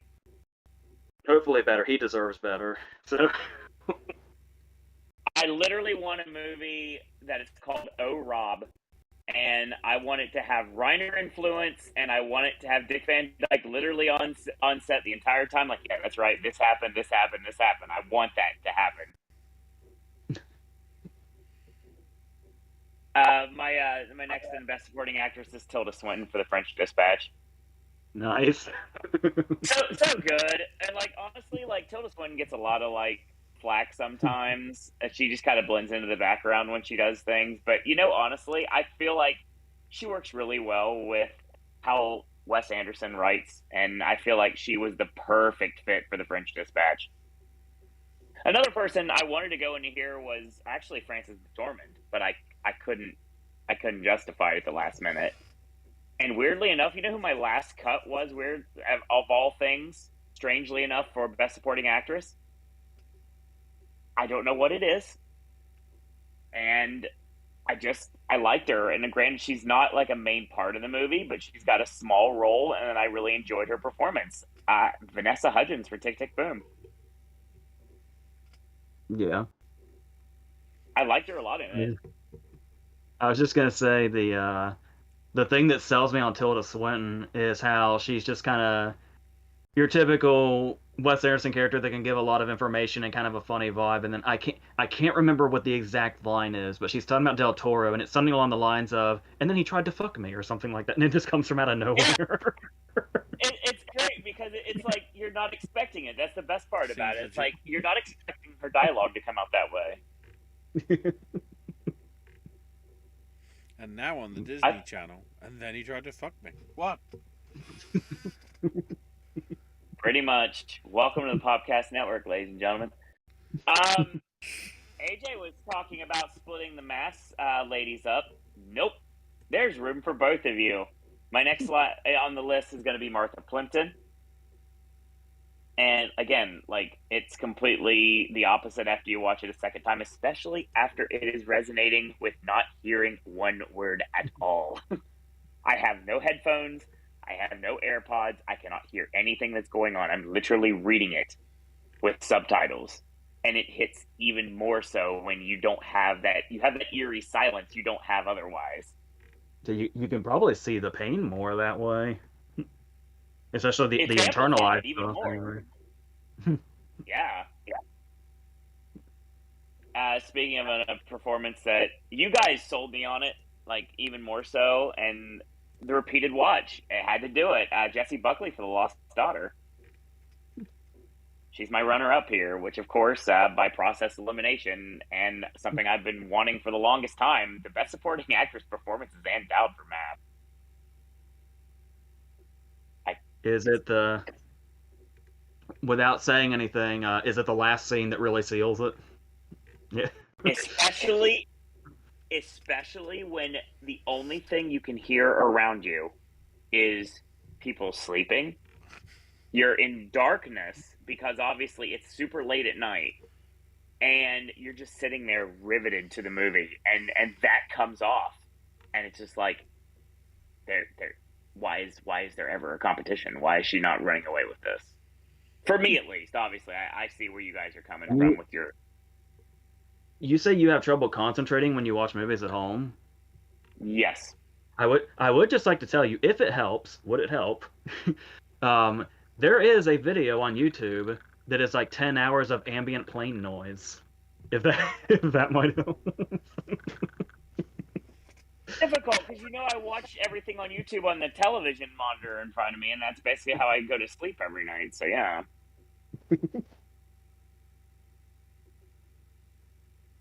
Let's see. Brian says, despite of Hudgens being in the Princess Switch trilogy, she was also in My Little Pony: A Little Generation. I mean, granted, you're gonna have to go with her best performance, obviously, Spring Breakers, a very underrated movie that we have put over on this network so many times and continue to do so. Even though Ashley Benson is the real star of that movie, and I stand by that. You're not. Well, no. Jeff Jarrett, youth counselor, is. But that's beside the point. Slap nuts. He is the last outlaw, Effie. Here's the thing. That's for you, Ashley. The thing. Brian Myers drilling that in my head. So yeah. I'll get to one of my crazy cinema experiences because I don't know whether I mentioned it, but I'll let you finish. Yeah. It's funny because you're talking about a crazy cinema experience. So the theater I watched Drive My Car in, they were showing Short Bus. And I got to see the uncensored trailer for Short Bus in a packed theater. They were promoting the fact that 2 days later, the director was going to be there for a Q&A afterwards. Kind of like how we used to do in Athens back in the day. Ooh, I'd like to have been a fly on the wall on that day. I was gonna, because that isn't like, that came out like 2008 or 2009. Around that time, yes. So it's not even like a 15th anniversary. No. It's just a indie theater that does stuff exactly. like this. I was gonna say, it's just we're doing it for the sake of doing it. We used to have that at our local theater. Well, I can't say local. It was like the 40-minute away theater that AJ, I believe, was alluding to yesterday. We used to go to that theater all the time, and they used to do like college screenings like that, which they would have the director of the movie show up, and he or she would do a Q&A after it was over. So that's the vibe I got from the Drive My Car showing.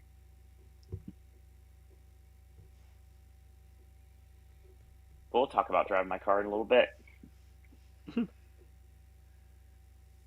Best Supporting Actor. Okay, so something you like to say a lot before we go into our predictions for supporting actor, you say that this is usually my favorite category. Normally, yes. But it's been really lacking as far as contenders in that category this year. It feels like a dead category this year. Well, actual contenders, yes. To further demonstrate why this is my favorite category, I would just like to say I love my lineup. And 3 of them are not contenders at all. One of them was at one point a contender, and one only just recently got his first precursor. So we're going way off the contenders. A couple of people that didn't make it that I really wanted to was either the French Dispatch guys between Del Toro and Jeffrey Wright. I could have sworn at least one of them would make it, and neither did. And you gonna say something? I got you. Don't worry. I got you. You know I do. I got you. Don't worry. Continue. And another person I really loved that didn't quite make it was Mosantana Bonde, who is the creditor that the main character owes in A Hero. But I really thought he was going to make it also, but when I looked at the 5 I already had, it was like, this is good. So, once again, if you're just tuning in, we're going completely off the contenders here. There's, and I really love this lineup. So, number 5 is Mike Feist. Apparently the only one here who might be an actual contender because he has a precursor at least. And yeah, I've mentioned him a few times now this season. It's just the whole thing of I'm so enamored with Russ Tamlin's performance as Riff that I felt like I could have never seen it another way. And I went into Spielberg's movie saying, "Good luck, whoever. I don't even know who you are, but whoever you are playing Riff, good luck, because you're not going to top this." And it's the fact that it's such a different performance. Like it's such a different way to play the character that also really works. And it's like the way he sort of has a bit more of he has more of that like tough exterior than Tamlin. Like Tamlin's a character that's obviously I praise his performance so much, but it's also very clear that he's a character that's in a musical at the same time. Whereas Feist does feel like this much more sort of grounded and like down on earth character that you could really see taking part in like the rumble and stuff like that, but also having the music and the dancing down in a way that's really great. By no means am I saying he topped Tamlin or anything like that because they're 2 totally different performances. But I had such high expectations for this, and he surprisingly really came through in a way that I wasn't expecting. So I really appreciate that. My number 4 is Toby Huss for Cop Shop, which is one of my favorite performances of a psychopath I've seen for a long time because it's one of those cases where you can not even necessarily just the performance, but like from a writing perspective, you can really see where like when a character is like really over the top psychotic, it feels like the writer's trying too hard to write a psychopath, and it feels like it's overkill and cheesy. But Toby Huss was the perfect casting choice here because this is obviously a guy that's usually in the background of movies. or Artie the strongest man in the world if you're a Pete and Pete fan. Yeah. Or the fake ID guy in Vegas Vacation. He's everywhere. Yes. Speaking of Vegas, I Um, love. and it's like he's always been such a background player, but so reliable. So when I saw him on the poster for Cop Shop, I was like, him in a part like this is going to be amazing. And I didn't realize how amazing this was going to be. Because not only is he genuinely scary and really over the top psychotic, another thing that falls back on, again, we've been talking about is it's a very comedic performance as well. And those things are not clashing. Like it's very like the funnier he is, the more psychotic he feels. And the way he's so nonchalant about the way he approaches mass murder is so is so insane. And he's easily the high point of the movie. The movie is very good, but the movie also feels like in a lot of cases it's trying a little too hard. And it's like the one character that feels like it could have been they were trying too hard is the one where they actually succeed in him being as effective as he's supposed to be. And I put that on the performance. He's way too short-lived, but I just really love this character in this performance. So I'm just glad that exists. And after all, nobody beats him. Yes, he's the Liz. Yeah. I should have brought up Pete and Pete, but I had to throw out the Seinfeld reference, and I should have brought up the Vegas Vacation reference because I've lived on all three of these characters my whole life. So Yes, he's the reason we have Nick Papa George. yes, Yuma. All right, my number three is another performance that got no attention that I love so much, and that is David Harbour in No Sudden Move. This is one of those performances that was early in the year, and as soon as I saw it, I was like, he's gonna be in my lineup at the end of the year. I just know it, because he's another one where it's like he has this perfect portrayal of desperation and panic and fear, and it's like he's this normal guy that's been put into this situation that's gonna push him to his breaking point, and then it takes a very interesting turn when he has to go confront his boss to get something. And the performance goes into absurd comedy in this really unexpected way. And the way that he's able to manage that, and a lot of people didn't care for it because they were, or the movie in general, because they thought it was too all over the place and tonally all over the place. But I feel like if you just follow David Harbour, he will lead you in the right direction with this. And I think he's the reason I like the movie as a whole as much as I did, because it was like follow him to follow the tone, and it's and the way he mastered it, and it just the delivery of his very last line, where all the events of the movie transpire, and then he just says, "Oh my God, it's only Tuesday," and it's like it's just absolutely perfect. So I can't speak highly to that enough. And like I said, I really liked the movie too, and a lot of people didn't, which is disappointing. But hopefully, people that haven't seen it yet will seek it out and eventually find it and see what I see in it. And like I said, it all starts with Harbour's performance, which I really love. So, and that's Harbour in a stacked cast. Like, you'd have to try hard to stand out in this cast. And holy shit, he's definitely the high point. So, yeah.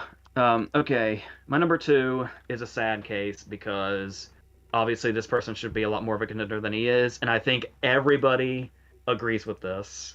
Of course, number two is Jason Isaacs. I said we've talked so much about Mass at this point. I don't know what's left to be said, but it's like everything we said about Martha Blund and everything we said about Ann Dowd is just as much for Isaacs. But I think especially the thing that stands out about Isaacs is, first off, I think it helps to acknowledge how good his performance is when you look at his filmography, because this is a guy that has mastered the mustache twirling villain.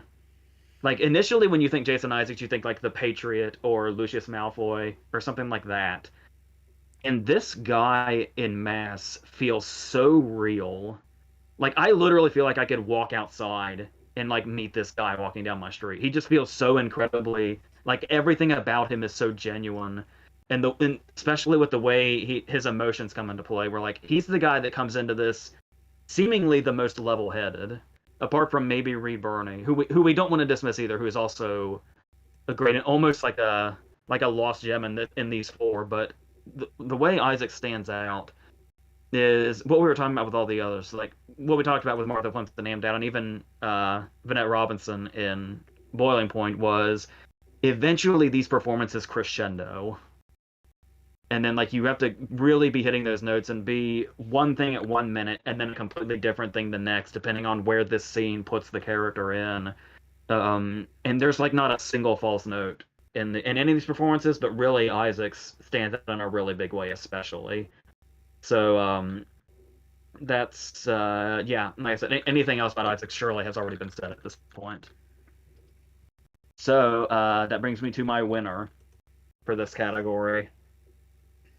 That once again was actually quite an easy choice. It was a performance that I wasn't expecting at all to even think about after I saw the movie, and then it's like because of what was done with the adaptation, it's one of the characters of the movie, which is really funny because I just said that about this same movie about a different character. But yeah, if I had my way, my supporting actor winner would be Alex Hassel for The Tragedy of Macbeth, who's basically the ringleader of this whole movie. Like Hunter has her moments, Mcdormand has her thing, Denzel is Denzel, of course. Obviously, we'll get to him. But Ross is the ringleader of everything that happens in this movie. Where he's your friend the 1 minute, like he's the one guy that you can probably trust, but against all these seedy characters, and then in the next minute he's the same to like your enemy basically, and it's like the way he can be really like welcoming to you and like the guy you would go to for advice, and then in the next scene he's plotting your murder.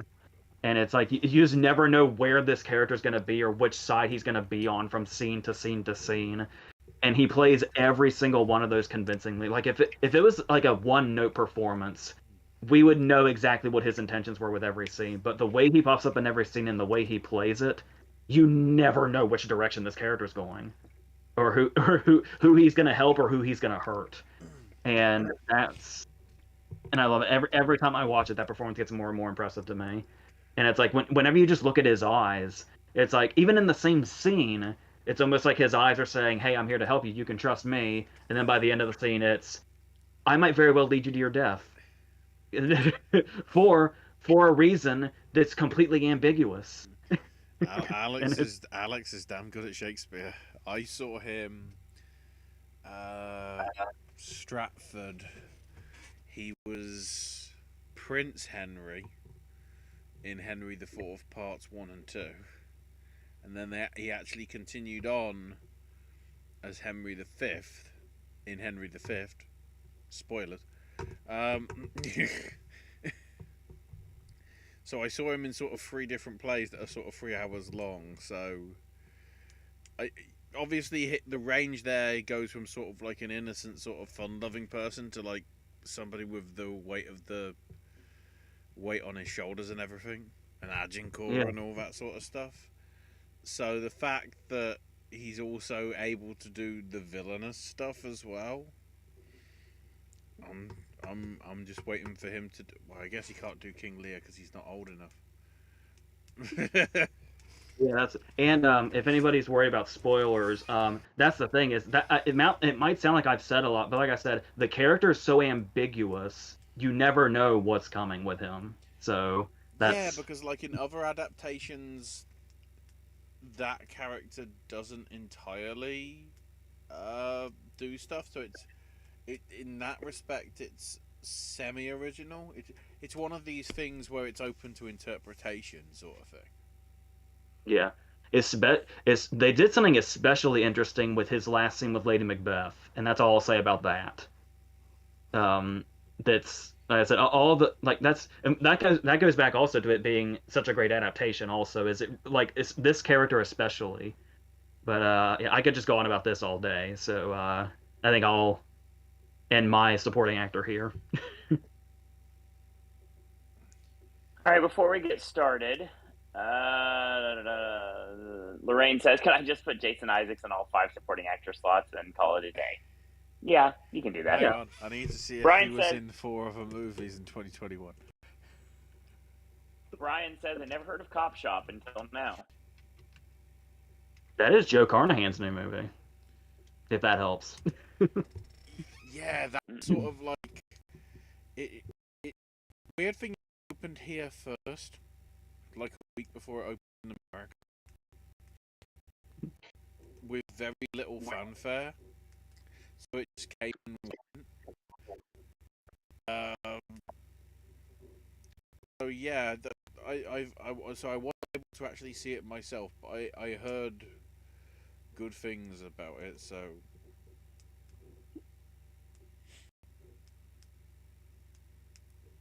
Josie says, supporting actor, I want to highlight Dylan Baker in Happiness, Kevin Bacon in River Wild, Rip Torn in Defending Your Life. Ooh, that's one amazing list. Brian says, at least I've heard of No Sudden Move. Got supporting actor way wrong. Thought it was going to be Oscar Isaac in Dune. So the only category determines if I'm right is director. Oscar Isaac's fucking incredible in Dune. I will say that.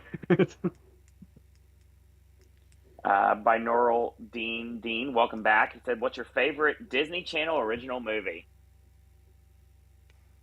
God, there's so many. I know I have an answer to this. I've just gotta double check my options. I mean, I could always just, yeah, I'm looking at them too, actually. I can list a lot of them, actually, and I'm going to. I like Susie Q. As a guy who literally went on record on the FX network and said, I love you, Amy Jo Johnson, I really like her on the Disney Channel. I like the movie a lot. You look at your normal stuff that everybody talks about. Obviously, I love Phantom of the Megaplex. I think it's great. My Date with the President's Daughter. I'm a big High School Musical mark. Everybody knows that. Let's see. I love watching like the TV movies. Like I love the Even Stevens movie, and like there was.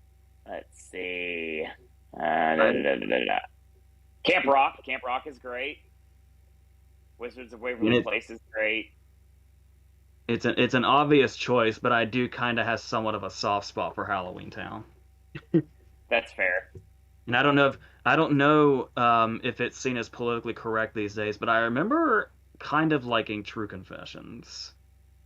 Mm. But yeah.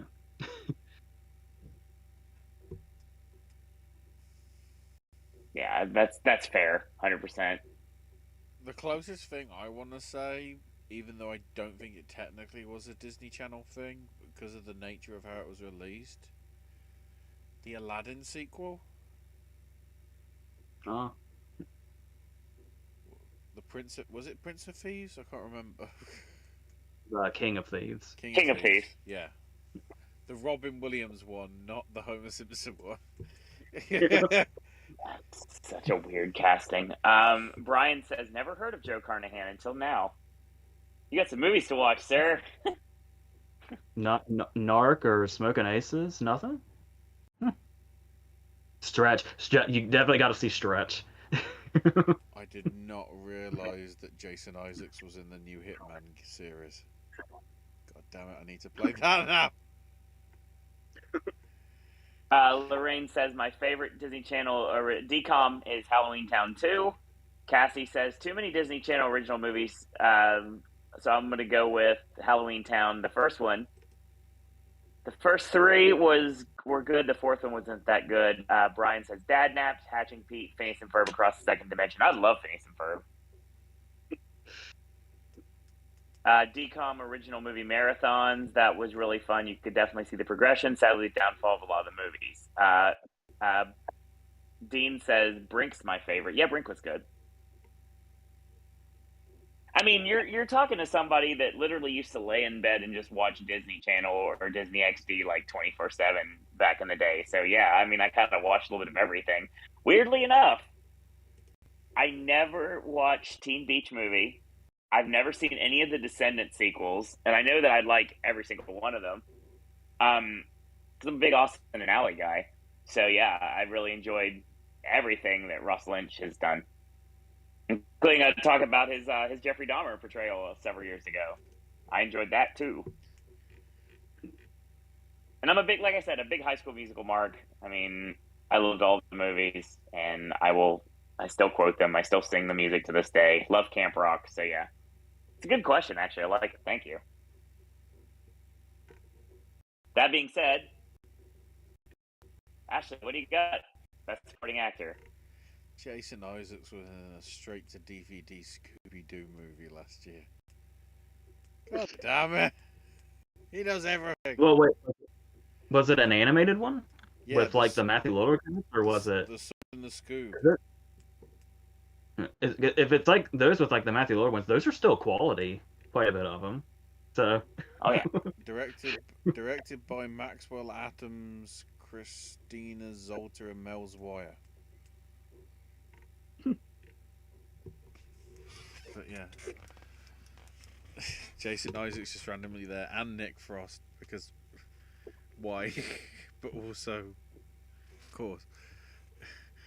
So I might as well get this out of the way. We'll do the dramatic build. Otherwise, Jason Isaacs is number one. I don't need to say anymore. I just need to say hi to him. Keep the canon going. So the others, number it's weird that the culmination is going to be number 2, but number 5 is Kieran Hines for Belfast. Nice. I think that it's a shame that he hasn't got more recognition for other work over the years and whatever. Because even with some of the TV stuff that he did, I think it was called Above Suspicion, which probably would have been over with you guys as part of the Masterpiece Theatre, like PBS stuff. In the same vein as your Morses and your Sherlocks and Endeavours and all that sort of stuff. Yeah, it's a really sort of, again, it's the generational thing, because obviously reflecting sort of the grandfather generation of sort of, I don't want to say hunkering in, but like it's what they're used to, whereas obviously probably that wasn't the best thing to do in the 70s given all the troubles that went down. My number 4 is Bradley Cooper for Licorice Pizza, because he's like, there's so much. It's like he seems so likable, and then seems like so like fucking crazy, and then seems like so he's actually going to kill you. Not like crazy, like not like mad crazy, like vindictive crazy. And then he's chatting to some women coming from a tennis club and whatever. And then the bit that they don't even have, they put the sound version in the trailer, and then when they show it in the blooming credits of him like randomly like got golf clubs to smash up the cars and whatever. I think they're squeegees for cleaning your windshield. I think that's what they are. Oh right, yeah. Probably no, that fits. Yeah. Either way, like, it's still. Why is that just stuck in the trailer? And then in the end credits, when there's music over the top of it, when I feel like I just need to see him losing his shit at the gas station. His whole character is the personification of that escalated quickly. Yeah. I'm gonna randomly try and get in your girl's lap because you're not in a relationship with her, and then at the same time not scratching the car at all.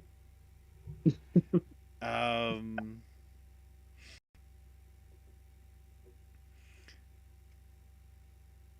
then like just like he doesn't even care about like the assistant's worried nature of like, yeah, the house is flooded. He's just like, I'm getting the fucking can. I'm walking out of here. Gotta get this fuel, man. Just brilliant for the time that he's given and whatever. Number 3 is Troy Coates for Coda. Just again, it's very much like Razzie last year for Sound of Metal. Yeah. It's one of those things where it's like it's good to it's good to see sort of people that you don't expect, get actually some recognition. So I'm pleased that the sort of it's carrying over into my list. And then number 2, the one that's going to be nowhere on anybody's, because maybe it's just because of the voice. Maybe it's because I keep hearing him every fucking time I watch. I don't even remember what the fuck the show's called. Like some antiques thing that he does the narration for. And because I hear his voice practically every day, be it on a Dacia car commercial or whatever, the Green Knight himself, Ralph Ineson. Wait, oh, I'm curious which movie. For Green Knight. Nice. just like the presence of him for those first few minutes. And then I guess I can say, considering most people probably know the legend of like the Green Knight loses his head, but then it's just like the nonchalant of him just like picking his head up and said like, right, see you in 12 months. Like that. It's not, he doesn't say it like that, but it's that sort of thing. Because he knows, he knows what he has to do. I'm just hoping, like, in 12 months in between, somehow he's, like, stitching it back on, so then he can challenge somebody else or something. I was going to say, before that sounds like a spoiler to anybody, that's the opening scene. Yeah. But, like, I'm trying to remember, because it's been a few months since I actually last saw it. Are there bits where he sort of, like, is there as, like, nightmares in some of Patel's visions?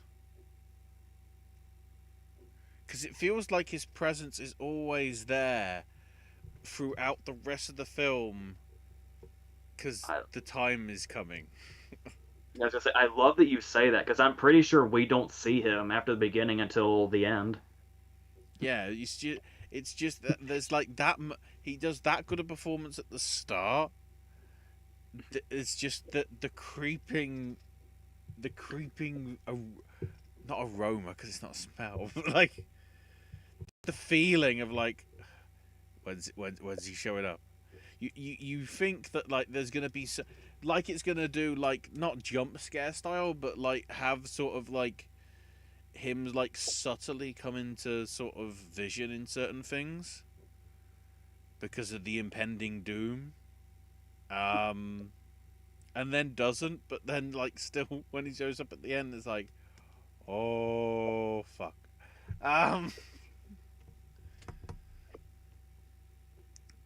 So And yeah, it's a great payoff too, because even though he's only in the beginning and the end has some of his best bits, his best deliveries.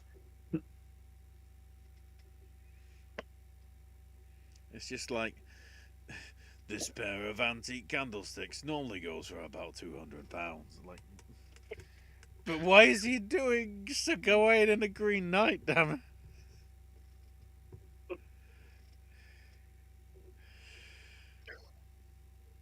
So yeah. All right. Let's see. Brian says last year there was Straight Out of Nowhere, the crossover of Scooby-Doo and Courage the Cowardly Dog. Cassie says, we'll watch this later. Always had a fun time with everyone. Bye for now. By the way, when is the Oscars? The ceremony itself is March 27th, I think. Yeah. God, there's so much time between now and then. 6 weeks of constant predictions and constant reviews. Yep. I will say tomorrow, Eastern Standard Time, it's going to be 8:18 a.m. for the nominations.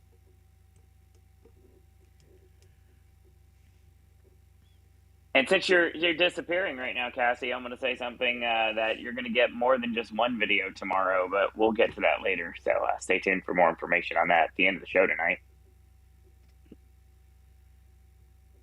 It's a good thing you guys really kind of said what I needed to say, so I don't really have to say much here, like I would anyway. Best supporting actor. Last place for me is the person that I feel like could be the surprise tomorrow, and that's J.K. Simmons for being the Ricardos. I have loved J.K. Simmons for years. I'm very happy to see him get extreme visibility, and I feel that he has a very good chance to slip into that 5th slot tomorrow, and I hope that it happens. I love him in this movie as Bill Frawley, and I think it works really well. I mean, he could have played Fred Mertz, and he has to, but he also has to play Bill Frawley as well. So he's playing 2 different roles. Everybody's playing 2 different roles. I think that's what makes it cool too. Because obviously you have your main cast are playing the roles on the screen and also themselves as well, which is another thing that I think is you can give kudos to about being the Ricardos in general. I'll join the train, but I can't put him higher because of something else I loved a lot more, and it's not because I didn't like it, Lorraine. It's because I can't do it. Jason Isaacs for Masses up next on the hit parade. Amplify everything that was said. So we've talked about Best Supporting Actor having, as Ashley calls it every year, the double, and all the things that could possibly be the double. Now we're talking about Belfast. We're talking about Power of the Dog. I'm talking about The French Dispatch. My next one on the lineup is going to be Jeffrey Wright. Yeah. God. Oh my God. I love how calm he is too. When so much calamity is going around, I love how just calmly he's saying everything, and just like this in the tech, and basically just in the interview, just like, that really happened? Yeah, it really did? Huh? It did? And he's like, yes, it really happened. And everything is like, of course it really happened. The Kevin Smith fan in me would be remiss if I didn't put John Peters himself on the lineup. And yeah, Bradley Cooper, Licorice Pizza, dear God. Now, I don't think I've told this story on here before, and I don't know how we haven't got into it. I'm a big Kevin Smith mark. Everybody knows that. One thing I do also cling to were the Evening with Kevin Smith DVDs. And one of the stories was talking about John Peters, and this is tying into when Wild Wild West first came out. And for those of you that are unaware, Kevin Smith had a good chance to write Superman movie. So he got to meet with John Peters, and John Peters is as you've seen in Celluloid now, he's kind of an out there cat, to say the least. That being said, he would basically tell Kevin to do this, visualize. And it's just a hilarious story, and he's like, oh, I don't like this. This movie sucks. And, like, of course, the punchline, it was like he was talking about bringing in this big spider to fight Superman. And to make a long story short, fast forward when Wild Wild West comes out, Kevin's sitting in his chair, and I'm going to kind of paraphrase because I don't curse on here. He's kind of like, it's a piece of garbage. I don't like this at all. And then all of a sudden, the door opens up, and there's that big freaking spider. And then I understood everything right then and there. So, yeah. Love Bradley Cooper as John Peters. And obviously, we talked about Silver Linings Playbook, and very familiar performance there. And also the American Hustle performance that I literally went down with the ship on. Same with The Star is Born. So, yeah, got to give credit. And which means, beyond a shadow of a doubt, AJ knows where I'm going with this. The best supporting acting performance was Benicio del Toro for The French Dispatch. I just love that performance so much. Bill Murray was the last minute cut here. The man that I share a birthday with. Thank you very much. I'd love to have tripled up on supporting actor, and I could have, but I couldn't do it. But Del Toro just great, absolutely great performance, and it's something that sticks with me for sure. lots of supporting actor performances I could have put in here, but yeah, that's my 5, and that's my winner. Oh, got some more chat messages real quick. Brian says 12 hours to go. Yeah, in 2 minutes it is officially. To me, that wasn't even J.K. Simmons' best performance of 2021. And it doesn't count technically, but the voice work that he did for Invincible, the animated series, because his character, not to do spoilers and everything, but his character is key to why that series is so impactful and so good. If there's anything you need to catch up on, Owen, it's that. Because it's only 8 episodes so far before the second series shows up some point this year.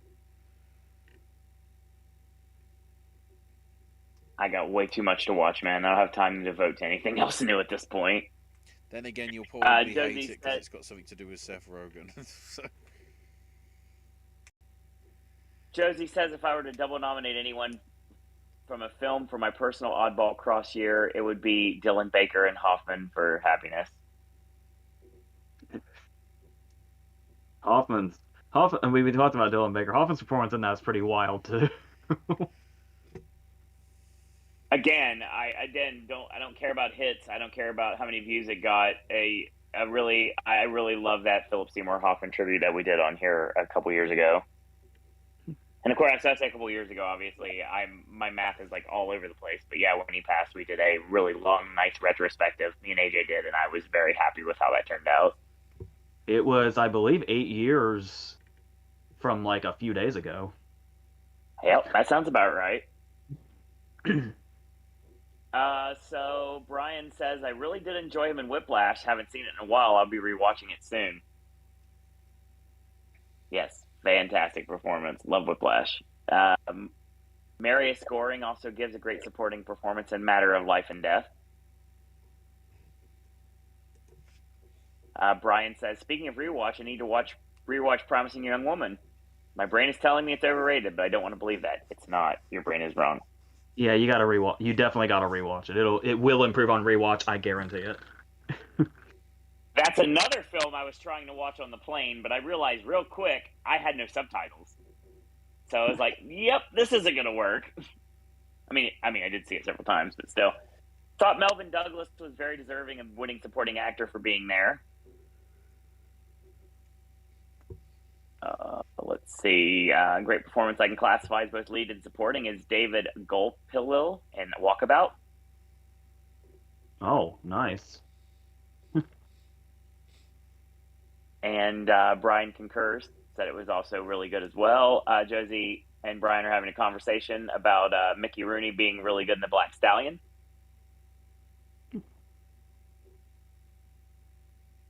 And Lorraine is writing all of her predictions down by hand in alphabetical order, so the moment I miss something tomorrow, I will know. Might want to do that myself, actually, Lorraine. Thanks for reminding me. Yeah, because I always it's always one of those cases where I'll react, and then we'll just go about the day, and like halfway through the day, it'll be like, wait a minute, where the fuck was this person?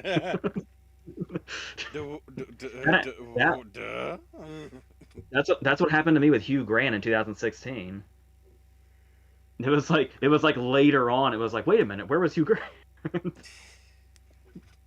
I'll be standing there checking people into the lounge tomorrow, and I'll be like, wait a minute, how did I miss that? Number one, I don't want to be here, and number two, I still have 3 hours to go before I can come in and talk about these things. You're like, they went with K-Stew? I'd be okay being wrong. Speaking of that, that's kind of funny we used that because we're going into Best Actress next. That's why I did it. Sag of the way. Write it in like a Disney management. All right. So am I doing my number 5? Yeah, I feel like we're going to be here for like 12 hours at this point, so go right ahead, sir. These next two I can probably go through pretty quickly, I think. Right. Number 5 is Emilia Jones for Coda. And it's the way she does that whole, the responsibilities that are on this character's shoulder and the way she's able to play that up, and how it seems like these have like what has gone on in her life and put her in this position has really seasoned her as a person. Like as we see her go through and it's like the exasperation also when we get some comedic moments, like when they're at the doctor, or the more serious instances where she has to be the constant interpreter, and like everything is just this whole thing has enveloped her life. And then when you see her on the singing aspect, when the Eugenio Derbez scenes, she comes off more like we can see how almost like meek she comes off, and it's almost like she's playing two completely different roles depending on what her environment is. And I just find that really impressive. And that was my main takeaway from that performance. Number four, I'm sure we've talked about a lot, and we'll continue to talk about Olivia Colman in The Lost Daughter. The thing I was pointing out when I reviewed it was the fact that the interesting thing about The Lost Daughter is that pretty much everybody in the movie except for Ed Harris is basically a piece of shit and nearly irredeemable. And so to make these characters interesting, and like so many, like obviously Coleman, Buckley, Johnson, all of these people have this job. But Coleman in particular had to make this character that we're going to follow along this whole time. And it is later on that we find out just how much of a kind of a piece of shit she is, given the decisions she made in her life. But it's the intrigue of this character, because for a long time we don't know where she came from unless you read the book. But but when you can see the mystery surrounding this character, and it's like, is this character off, or is the surroundings off? Like, is it because she's in a different place? And there's just something so endlessly intriguing about this character. Even when you learn things about her that might make her seem unlikable, you're still just constantly drawn in because you don't quite know what irrational thing she's going to do next, or what irrational thing she's going to say that's going to put her in this really embarrassing and cringy scenario. And the way she carries that, but also manages to find emotion to put in it. Like how you can feel her pain when she's at the movie theater, and has to try to tell those dudes off. It's all that scene so much. So many of these explosive scenes, but there's also so much internalized, and like that gives us room to help figure her out. And yeah. So there's a lot in there, as far as emotion and intrigue, that's really making this performance work. And it'd be nice if she was one of the front runners in this scenario, of like the Oscar scenario. But I guess we'll see where the hell we are after tomorrow. Because there is one more contender that I have to praise. But in the meantime, number 3 is Rachel Sennett for Shiva Baby. And I don't really think there's too much about her I can say that I didn't already say about the Mass people and Vanette Robinson and Boiling Point. Once again, it's these performances that are bubbling. But the thing is what's different about Sennett is she has to play this character that has to go back and forth, because the character has a constant facade, because she's at this public place with friends and family, or who at least are supposed to be friends and family. Most of them she wouldn't care to know anyway. Where she is this relatable character, where she's getting bombarded with questions about her success in life that she can't answer, and she's been put in all these positions that are the most awkward and impossible positions you could possibly be put in. That her life has just somehow managed to align all in one place at one time, and having to deal with that, and basically be the public persona and the behind closed doors persona back and forth, and the way she plays that so well. And like we were saying before, the comedic tones that are injected into all this, are where the real magic is, and that back and forth. So yeah, I really, really love that performance, and that's kind of the key factor to the success of that movie. Number 2 involves a genre that can be very underlooked and overlooked and underrated when it comes to finding really great performances in them. My number 2 is Rebecca Hall in The Night House. If you want to find some really good to great performances, especially from actresses, you'll very possibly find them in horror. And what's interesting about this is you can kind of lump it into those recent performances we've seen, like Toni Collette in Hereditary, where it's like giving the character real emotion is what brings out the horror even more, because she's dealing with grief and anger because her husband's suicide, and it's like to make that the point of coming into this movie, like that's the off-screen moment that sets this movie off. And coming from that perspective, where Rebecca Hall is playing grief and anger and resentment as if she's in a straight drama, and then she has to bring horror into that when those elements start happening. Um, and you can just imagine what that brings. How like not only does that bring in her having to act out fear and like constant, looming terror and stuff like that, but how it amplifies the other emotions that were already here. So that's something that the whole movie itself kind of went really sadly overlooked, despite I think getting relatively good acclaim. But if you haven't seen The Night House, I would definitely check that out. It's definitely one of the more like downplayed horror movies, like in that thing. Like it's not as artsy, I guess you could say, as Ari Aster's movies, but it feels like it's definitely kind of in that same vein. So and the performance coming through also because Florence Pugh you could throw in there also for these magnificently monumental performances we've seen in horror, especially from actresses lately. I put Rebecca Hall right in there. My number one might seem like casual Oscar bait, and one of those. Yeah, of course, this is going to get acclaimed performances, but no, I actually genuinely love the performance, and that's Chastain in The Eyes of Tammy Faye, where it seems like yeah, she can do the voice and she can put the makeup on, big fucking deal, but this character is constantly transforming throughout the entire movie, from beginning to end. Like where from where she starts off to where she is 20 minutes in to where she is an hour in to where she is at the end are like basically all different performances and almost feel like a different person as it goes on. And it's the case where it's like you talk about an actor disappearing into a role. Like we were talking about with Bale in The Fighter, where as soon as we see Bale in The Fighter for the first time, it's like, oh wow, it's definitely transformative. And then there's the ones that don't work for me, like Stewart and Spencer or Robbie and I, Tanya, where it's like I don't see the performance, I don't see the character, I just see look how much I'm acting. And that's easily what this performance could have been. I wouldn't argue anybody saying that's what Chastain's performance is. But what's interesting about this is it's not just, oh, she disappears immediately. She disappears into the character more and more and more as it goes. And then by the end, you don't even see Chastain at all. Like, it's not even occurring to you that this isn't real footage of the real person.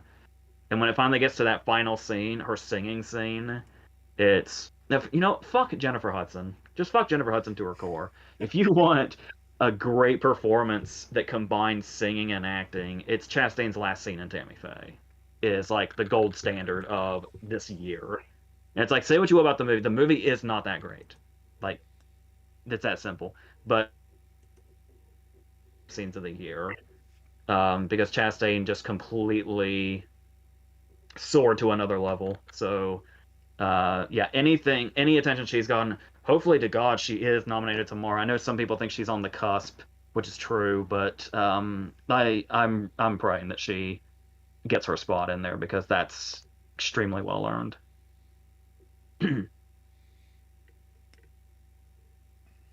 Actually, Um. So at number 5, I actually do have Hey Stu for Spencer. Um. Maybe it's just because of the British thing, but I feel that the way she sort of portrayed Diana sort of being really the victim and the bystander in all of it was very well done. And the efforts into actually getting the sort of accent right, because we see so many biopics where they just decide to have said actor basically speak like themselves rather than anything else. So I actually do sort of appreciate that probably more so than AJ did. Um, Number 4 will be Amelia Jones for Coda. I don't think I need to go into it anymore because AJ already did. Number 5, I have Alana Haim for Licorice Pizza. It probably helps the fact that obviously her family plays her family, but it does feel like a genuine thing of like her coming to terms of like what to do with her life, struggling to come up with the things like yeah, it's probably weird to be hanging out with 15-year-old kids, but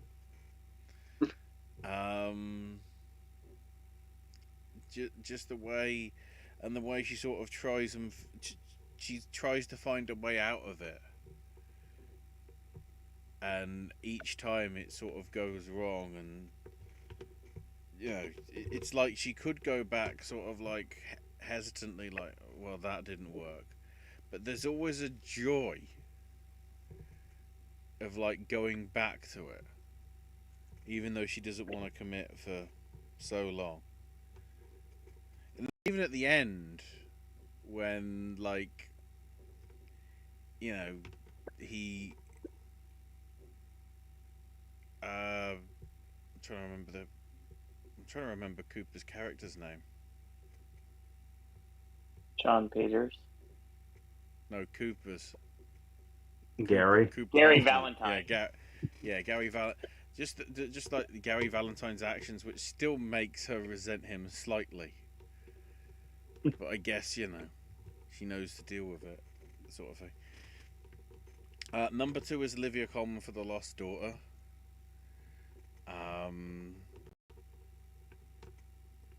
I've loved her in sort of everything that she's done. I don't think she's really done a bad performance that I can think of. I mean, one thing, she wasn't in Doolittle. So that's all that matters. What if she was? Just the performance, though, was really well done. But number 1, having just properly caught it this week because of what happened last week, Joanna Scanlon for Afterlife. Just the performance of going through, she like goes through the 7 stages of like not even grief, like it goes beyond that. It's like the 24 stages of grief, because at some points you sort of feel sorry for her, and at some points you feel worried for her, and at some points you feel worried for the other people. You know, and you also, you know, like, what is her life? The events of what happens really has to make her sort of think a lot of things. You know, what she believes, both in reality and in faith. What she could do with the power that she has, with the information that she has, sort of thing. It's a very sort of like Boiling Point, except the steam doesn't entirely vent. It just ever so slightly simmers out the top of the lid. It doesn't just blow off. But yeah, very well done, especially with how it's just done absolutely subtly. With the, I guess I can say with the start, with the plot synopsis, basically her husband dies. Just the whole thing where they're just in a sort of standard conversation that just seems like nothing, and then she takes the tea or the coffee to him, and you know, he ain't responding. And then it cuts, you know, BBC Films, and then it just cuts to her on the sofa, surrounded by all the other sort of women in the Muslim faith, you know, grieving with her. Just very, you know, and just in that alone, just that little opening bit, it's good to see her after, you know, having bit parts in like Thick of It and Getting On and all these other things, and actually getting a big, juicy, meaty role to be able to gnash upon. I hope something happens. I hope a miracle happens at the BAFTAs, considering how many people are not there. Maybe make it happen, BAFTA. You sons of bitches. Because it ain't gonna be happening at the Oscars. Because they'll be like, "What's this film?"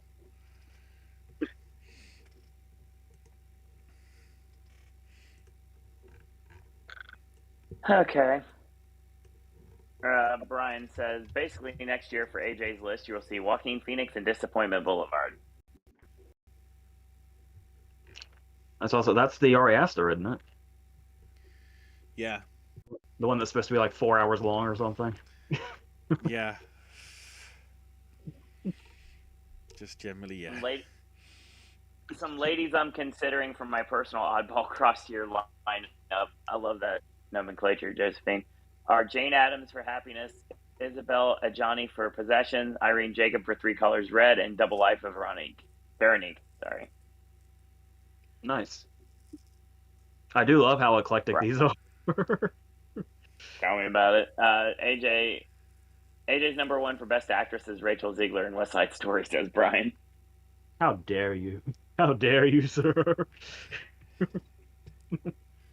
Josie says, I also love Evelyn Preers in Within Our Gates, a film by Oscar Micheaux. He was one of the monumental early black filmmakers.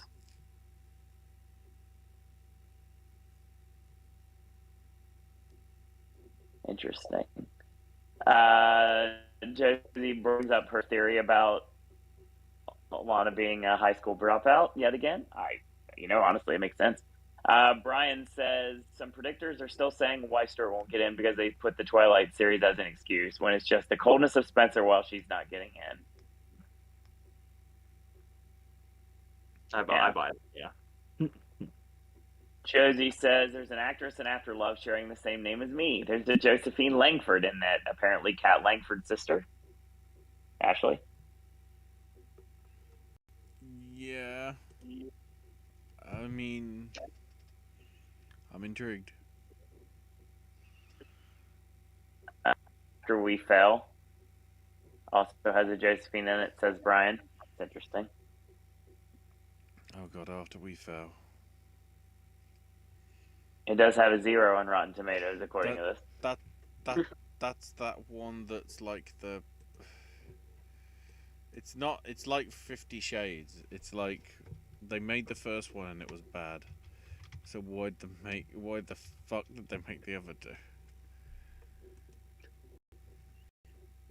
So Best Actress for me, it's basically weirdly enough, like the picture lineup, because I haven't seen any other performances that I really can nominate. So last but not least, Opera House of Gucci. I mean, I have to. There's really no other option. Honestly, there really isn't.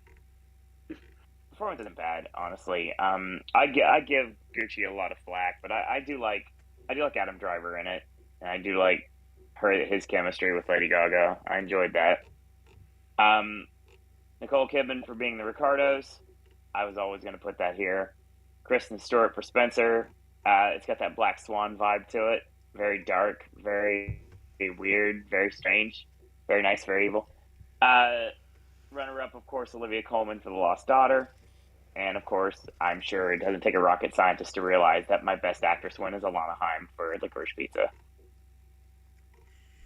Oh my god! I really, really hope she gets that 5th slot tomorrow, and she deserves it too. I've just realised that apparently After We Fell is not the end of a trilogy because we're getting a 4th one. God damn it!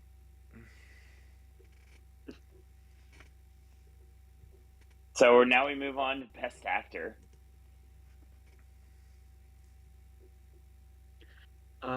This one was pretty easy for me. Like I said, I was kind of doing this as I went throughout the year, so it just kind of worked out the way that it worked out. Stephen Graham was really, really close, and Dev Patel was really, really close. But when you look at the 5 I ended up with, what we've been seeing at all the award ceremonies has been pretty spot on, if you ask me. 4 of these are the 4 major contenders in this category, plus 1. So much as I really wanted to put Stephen Graham and much as I really wanted to put Dev Patel, my number 5 is Will Smith. The kitchen scene and the court scene where he says, "I don't want you to look up and see me running away." Those are the two that sell it. Those two scenes could have been his only screen times, and I would nominate him. It's that simple. Number 4 will be nice and short because we can't say spoilers. My number 4 is Benedict Cumberbatch for The Power of the Dog. I can't say a damn thing without spoiling anything, so I will just say this performance is layered. Very, very layered. And that is an onion. that is all. I could talk about I'm kind of glad that we had this restriction of not doing spoilers because I could talk about Cumberbatch's performance for about half an hour because I did in another video. Now I can't Right. say shit. I'm just gonna say he's my number 4. It's a layer performance. That's all you can know. He gives the me answer for this, ladies and gentlemen. My number 3 is Andrew Garfield because never before have I seen a pain that I personally feel so potently on the screen. Every single movement, every single word that Garfield says, I was like, holy shit, I feel this. I feel this all over, and I feel it every fucking minute of every fucking day. And I think I've made that pretty clear throughout this season, so I guess I can leave that at the and his portrayal of Jonathan Larson as well. I'm not my only familiarity with Larson is physically is the footage we get at the end of the movie. But to my understanding, it's an eerie portrayal, as far as accuracy. 100%. It's like Andy Uh, Kaufman vibes, honestly. Number 2 is a performance I've been talking about all year. Oscar Isaac in The Card Counter. I mean, I don't want to be arrogant about this, but I mean, I look at my fucking 5 here. This should be the Oscar lineup. Like, this should be no pun intended. This. And yeah, what I was basically saying about The Card Counter has a lot to do with his performance, where so much of it is internalized and it's so intense. But the thing is there's never we talk about the boiling point, the movie itself and the performance style. Um, and the thing is like the big moments that he has are basically anti-explosive. Like one of Isaac's biggest scenes, he whispers everything. It's like the complete opposite of what you would expect out of an explosive performance, but I would still call it an explosive performance, even though it's so quiet and so internalized. Like I was saying before, the control he has over the emotions that he shows versus what's inside is unreal. Like he's one of the best actors working today, easily. Um, and that's basically what the whole movie is. Basically, is just that performance. And there's another big scene towards the end he has with Ty Sheridan in his hotel room. And like I said, it's explosive without being explosive in a way I can't describe, and it's really incredible. I honestly, if my number 1 was a performance that didn't, Oscar Isaac would be one of my wins probably of this decade looking forward.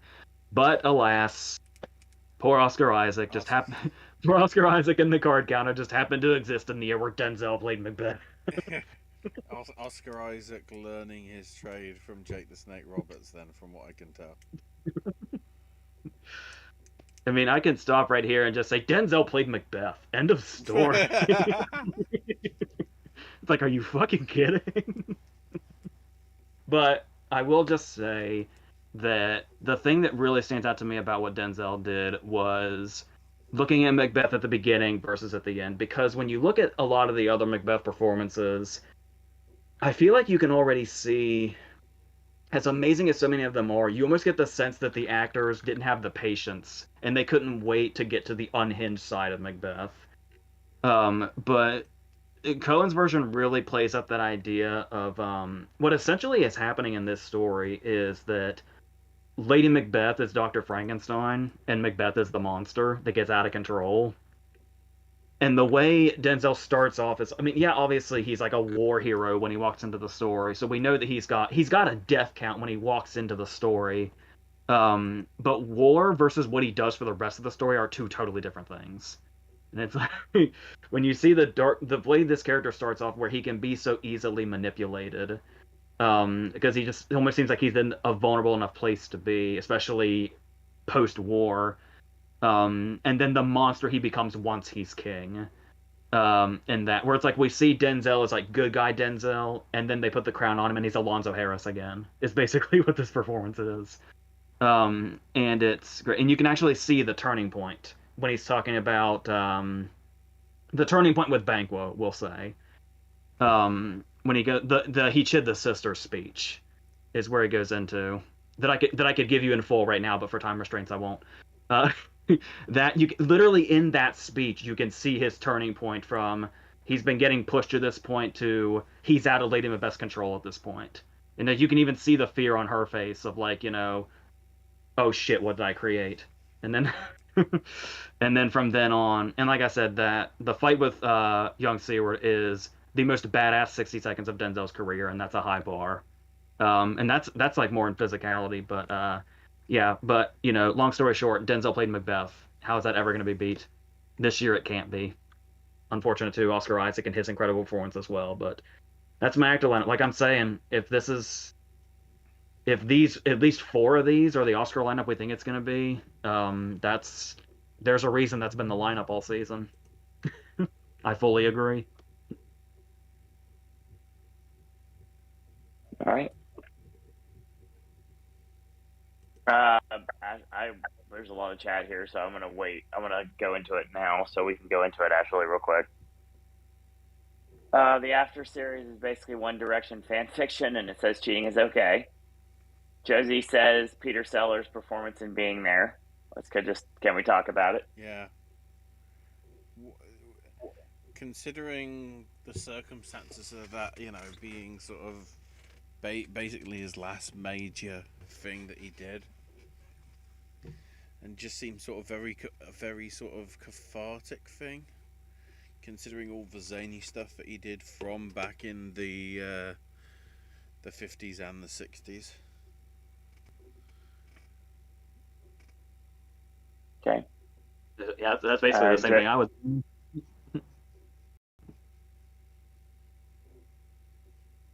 Josie says Warwick Davis, his performance in Willow, it's fantastic. He was only 17 when he started the character.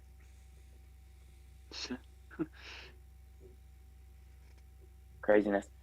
David Niven is excellent in A Matter of Life and Death. Mm-hmm.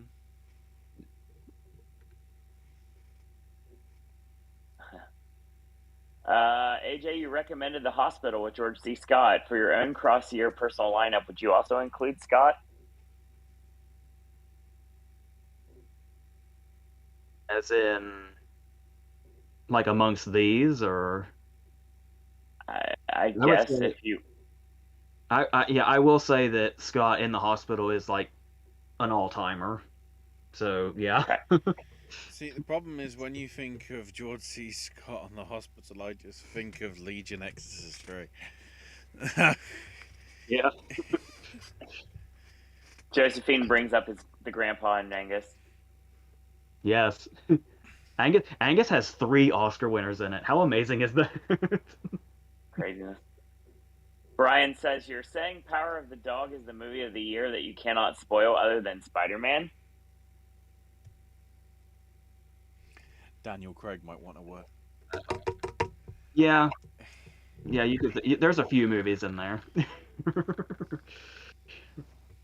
The only year AJ guaranteed would not give Denzel the win is 2012 with Daniel Day and Lincoln. 2015, where I had Depp and Black Mass. That's the tough one to beat. And himself in Fences. I don't, man. I don't. I honestly don't. Troy Maxon and Macbeth. I don't know who I would choose, to be honest with you. Doug Bradley is Pinhead in Hellraiser due to the transformative performance. Talk about a lot of makeup, says Josie. It's especially. I want to say Doug Bradley's in the first Hellraiser for like 30 seconds. I think "Tear Your Soul Apart" is his only line. It's sad that all I think of Doug Bradley now is that bloody Blackcraft wrestling weird shit. The Blackcraft Wrestling Show, yes. Where they killed him. Let's see. Don't get me started. Oh, Lorraine, of course, has to chime in here with the Exorcist thoughts. Don't get me started on Exorcist 3, Ashley. It's so overrated. How dare it deny Damien the salvation he earns at the end of the first movie? I understand where you're coming from, but it also hurts to hear. Which one? I'm talking about Legion. Not the original Exorcist 3. It's like, what the fuck was it? Like Exorcist the beginning and like the other one? Yeah, I think we're all on the same page. Because the Exorcist at the beginning, it would be the fourth one, and Dominion would be the fifth one, I think. Yeah, that's it. So Legion and Exorcist 3 are the same one, and then we don't need to talk about Legion. And if you want to bring the Ninth Configuration into the, if you want to bring the Ninth Configuration in instead of the Exorcist 2, that's how we can do this. Man, I don't know that I've heard somebody. Repossessed was a better Exorcist 2 than Exorcist 2. I don't know that I've met anybody yet that doesn't like Exorcist 3. That hurts, dude. Again, though, it depends which Exorcist 3.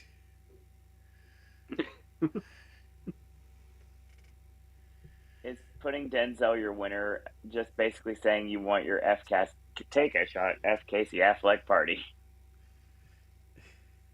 I'll throw that party anyway. We'll just... I'm tired of waiting. I'm tired of waiting for Denzel to finally get that third that he should have had forever ago, but whatever. And Ashley, let's go into Best Actor for you.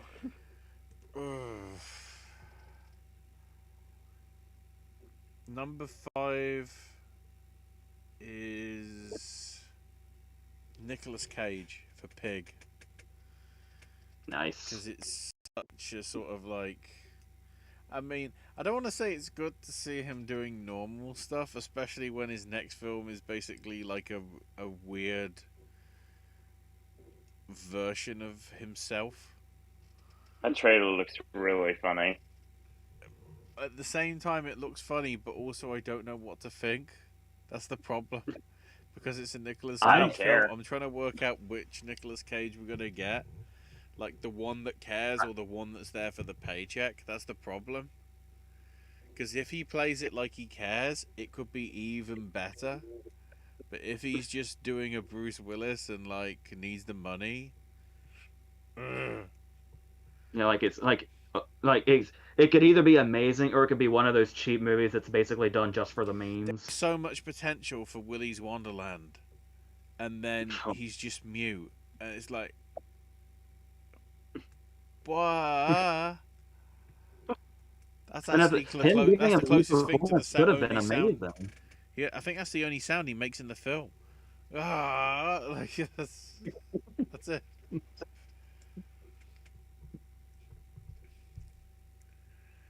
I hope he does. I guess that'd beat Arnold Schwarzenegger for the most amount paid for the amount of lines.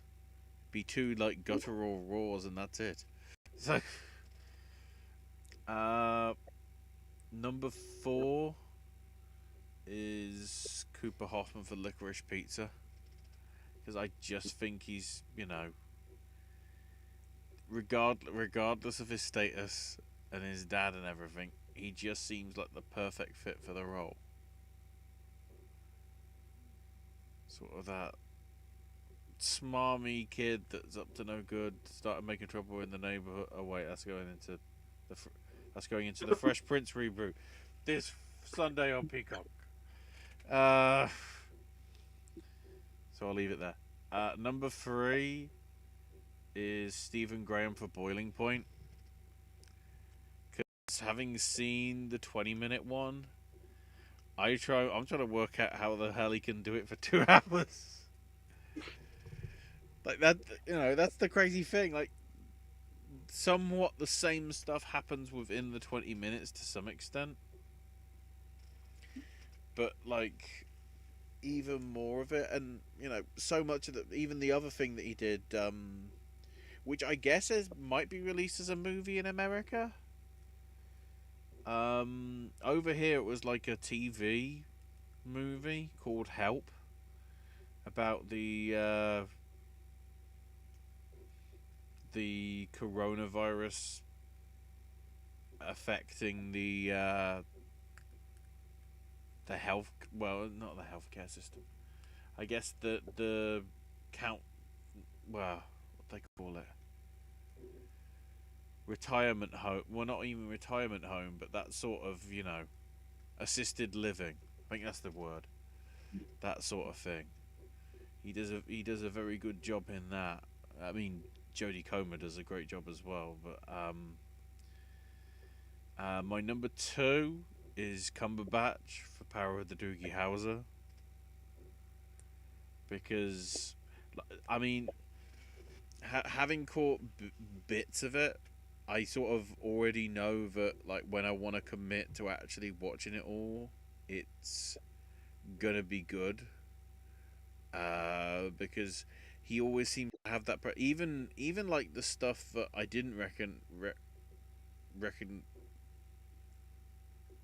choose him for. His performance in The Courier, because that did technically come out for us, like April or May, so it would be considered for the season if it was. That was sort of gripping enough. He seems to get the right roles, which is good to see. And then my number 1 is Andrew Garfield for Tick Tick Boom. Just it does help Garfield's background knowing how to do very lauded theatrical pieces, because I still think that 8-hour portrayal of what I can't remember the character's name, but the lead in Angels in America. Prior Walter. Yeah, that was just like amazing enough. And the way he sort of clearly understood, clearly sat down with Miranda to sort of get an idea of how to portray it, getting Miranda's vision there, is why I put it up there.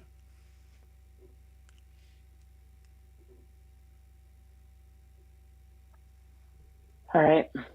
Lots of chat messages. Okay. Sean Chapman and Hellraiser. Don't remember that. Legions. Lorraine says Legion still makes no sense. Kinderman and Damien have one conversation in the movie. How are they best friends? Isn't it referenced in like 1? Vaguely. It's vaguely referenced in 1, which is why I guess it has the scene in 3 to some extent. I know there's one, I can't remember which scenes are only in the extended cut of the first one and which ones aren't. And if the one of the scenes that's in my head is like, I don't remember. I can't tell the difference.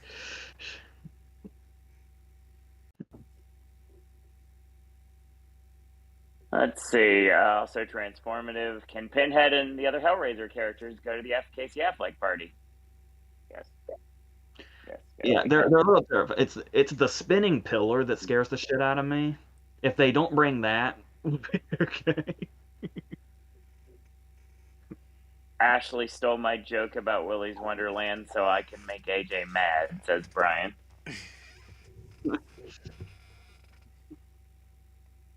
Sam Neill is Merlin. God, sorry.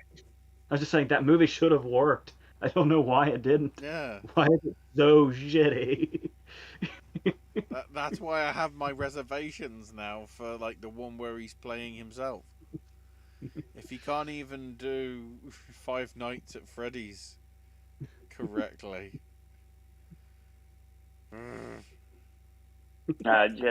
Josie mentioned Sam Neill as Merlin. That movie rules. He brings so much layered pathos to Merlin.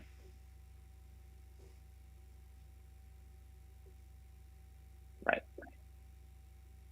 Yeah, I'm just gonna go. Best actor, last place Benedict Cumberbatch. Can't really say much at all. Hidetoshi Nishijima for Drive My Car. He's not getting enough credit, and the movie's literally about him, quite literally. How his wild app. would it be if he's the surprise like fifth spot or something? I could actually see that happening. Oh, I'd love that. That'd be great. Bardem's not on this list. I'll say that right now. I love being the Ricardos, but Bardem's not on this list. Will Smith is next. King Richard was an interesting theatrical experience anyway, because I got to see it in a packed theater in the morning on a Friday that it first opened. So you obviously could tell the clientele was really wanting to love it, and they did. And I thought the movie was so good, and Will Smith is just fantastic in it. And he would be, if you're talking about the actual contenders right now, he's number 2 without question. Oh, that's not good. That's not good at all.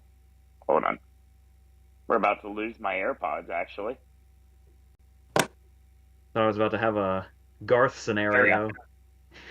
Thought I was about to have a Garth scenario, and I was going to be the only one in panic.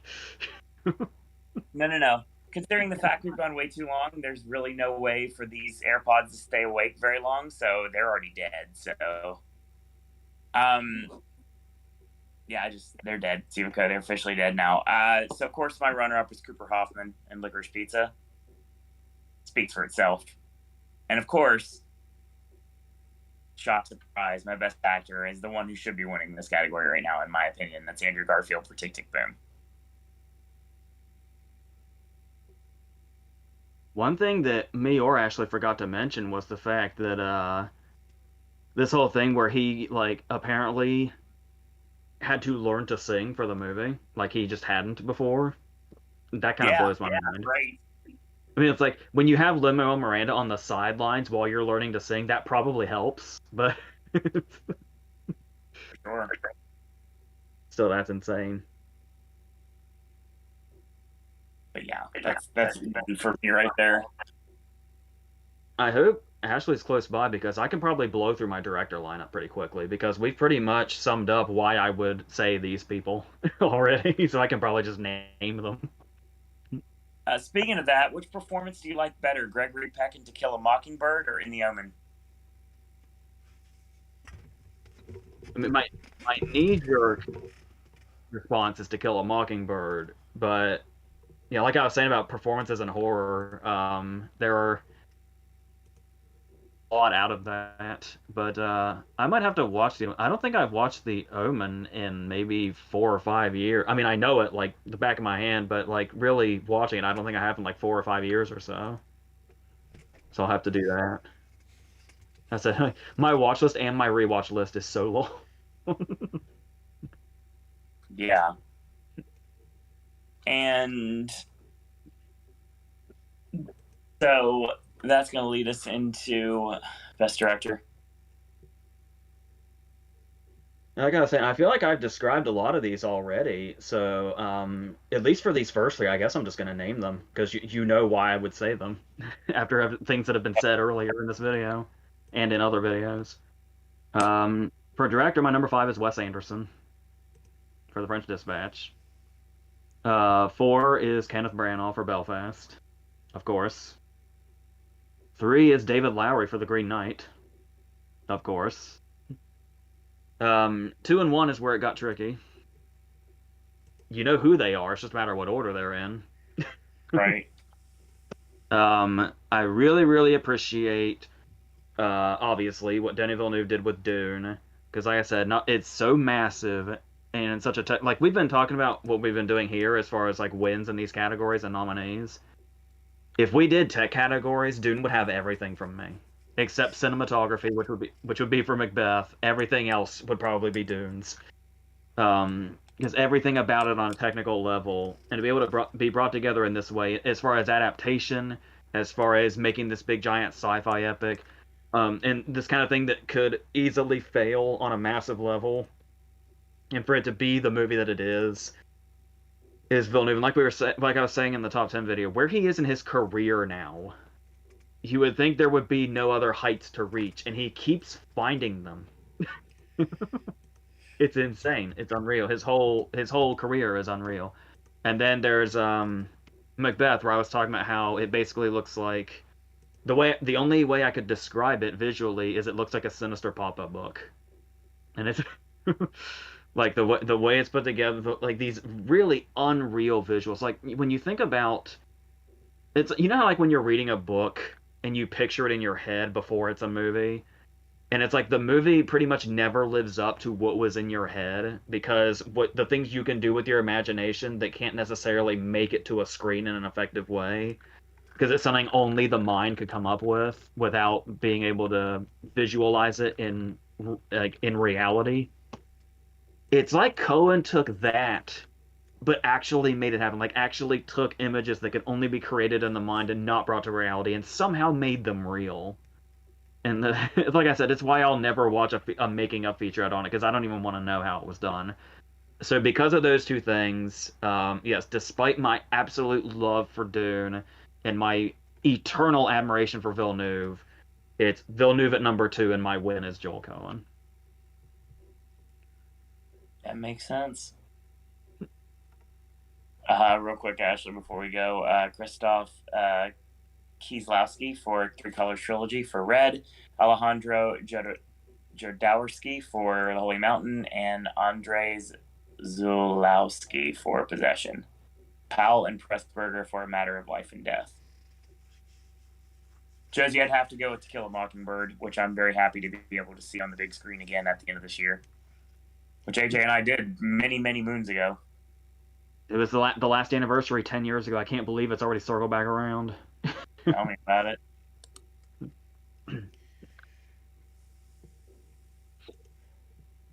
Best director, Ashley.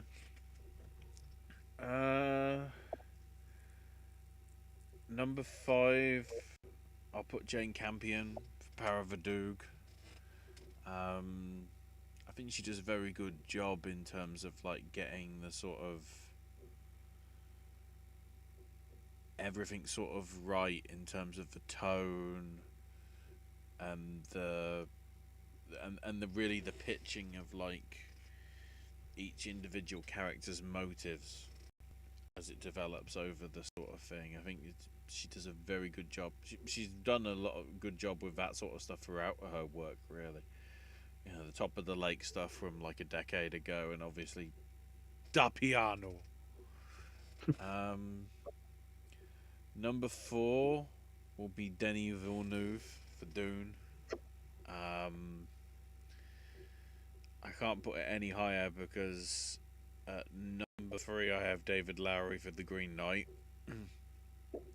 because it's his baby. At number 2 I have Paul Thomas Anderson for Licorice Pizza because I clearly think that that's also his baby, because I guess his friendship with Gary goes long enough that he wanted to make a somewhat personal piece.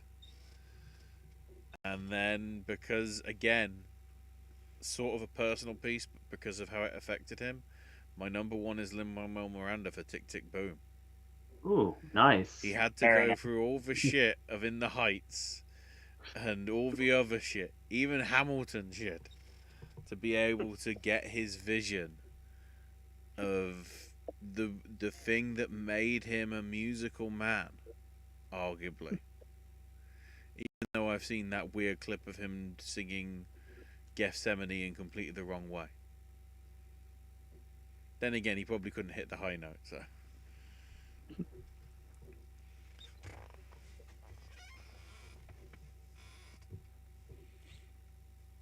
Very nice. Let's say Brian says, did bad in my predictions on AJ's wins. Only got 3 original screenplay, supporting actress, and best actor.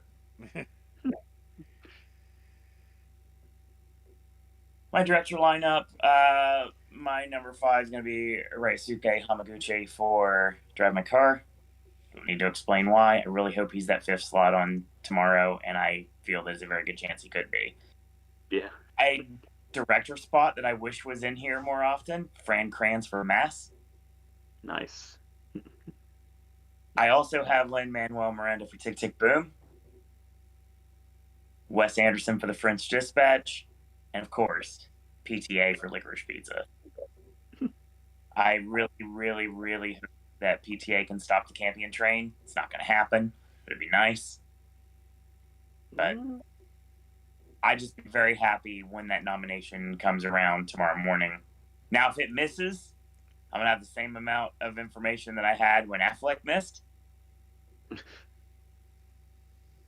Same reason, actually.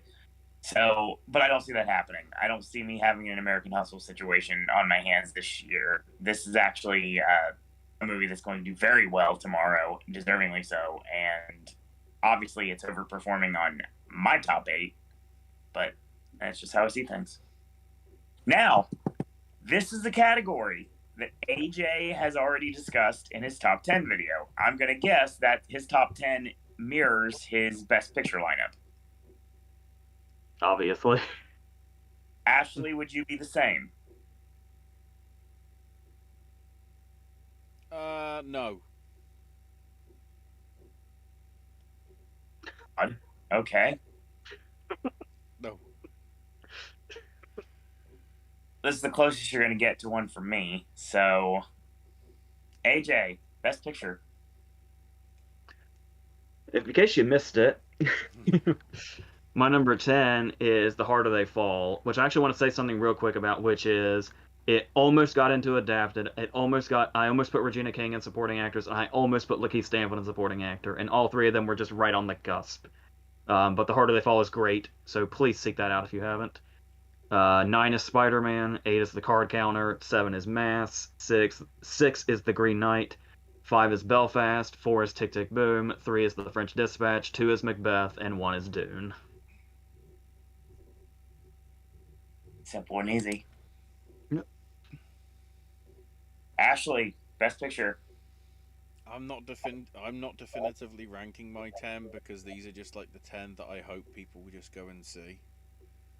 This is more sort of the recommended list rather than singling anything out. So, I have After Love, Belfast, Dune, Licorice Pizza, Mass, Summer of Soul, because I always like to stick in a documentary or an animated or something that's not the usual fare. Along with the other 4 being The Green Knight, Lost Daughter, Power of the Dog, and Tick Tick Boom. That's why I couldn't say there were similarities, because a lot of those are the ones that I go with my heart, for the 10. I probably should have put Coda in there, but I wanted to put something that wasn't a film in there, and I guess that was the one that was the one that I wanted to push out, and I feel that people should see After Love,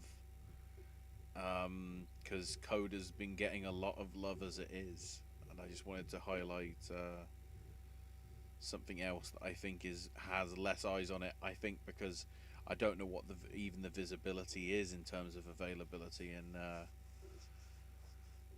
America. So yeah, I'm hoping that does at least 1, if not 2, wins at the BAFTA, although it will be tough with the categories it's in. Stevens Landry in chat says VOM Red. Brian says Harder They Fall's adapted? Question mark. That's what it campaigned as. I have no idea what from, but that's what it campaigned as, so that's what I went with. Or didn't go with, rather. Right. Josie, I had a great time chatting with you all. Hope going to go shower now, go to bed, and get a good night's sleep before the Oscar nods are announced tomorrow. Yes, we got a big day ahead of ourselves. At least all of us do. We've also got a big day of anticipation in order to get to our main show tomorrow night, sometime between 7:30, and 8 o'clock, somewhere in that time frame. as close as you're going to get to a top 10 for me.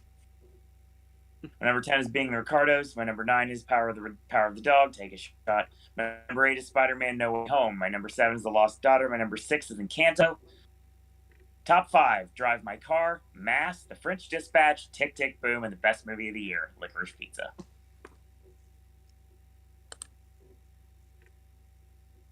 So yeah. Is that it?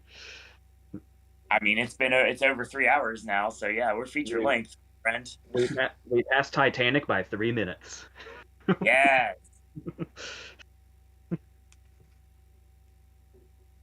That's your show, everybody. Thanks for joining us tonight. If you stuck around for 3 hours, thank you. We appreciate that. If you stuck around for 5 minutes, thank you again for joining us for If We Pick the Oscars. Tomorrow's the big day, the day we've waited for since August. It's going to be when we predict everything. All that's out of the way. It's over. Now we're going to react. We're going to react in a snap way, which with Wonderful trying to get uploaded right now, it's probably going to be like 2 days later that it comes for mine. But for the first time ever, we're going to do 3 separate videos.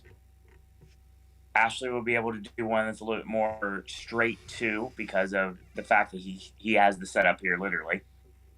AJ, I'll try to get up before I go to work, because if I can do that, that would be fantastic.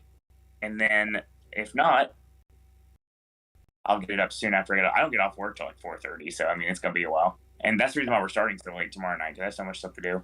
And then I'll get mine up eventually. So get ready for that. And then tomorrow night, we're going to do our normal Oscar discussion, which we're discussing the nominations, the snubs, the surprises, the things that we thought were going to happen that never did, the things that we called that everybody was not thinking was going to happen. Everything under the umbrella is going to be tomorrow night. We're looking forward to that. And then we get a nice little break ski for a while before we go back into the predicting of the nominations of the various governing bodies. Thank you to Josephine. Thank you to Brian. Thank you, Lorraine. Thank you, Cassie. Thank you for everyone that stopped in for a second tonight. New and old subscribers, we appreciate you every single time. Ashley, of course, can be found at Ashley's My Name UK on Twitter. More content coming from here on the network real soon. AJ, of course, just as always, is pretty much stuck in a winter wonderland right now, to say the least. That is for a fact. But hopefully, he'll be able to get out and watch some more flip skis in the near future as well, that he wants to get some nice little rewatches in before everything goes down. And then hopefully, Apple, get on this. Get Coda in a theater for me, please. I have to see it. And when Dune gets like 45 nominations tomorrow for whatever reason, please bring it back in a theater so I can see it. So I can find out what everybody's marking out about. And just like always, AJ, of course, cannot be killed by conventional weapons, and you cannot find him on social media, so that's for him. I'm on Twitter at @SerOwenDisney, and that's your show, everybody. So once again, I want to thank everyone for watching. Thanks, everyone, for listening. Shout out to Nick Gage and his GCW contract, which he just signed today. And until next time, boys and girls, be very nice, be very evil, and that's all we got to say about that.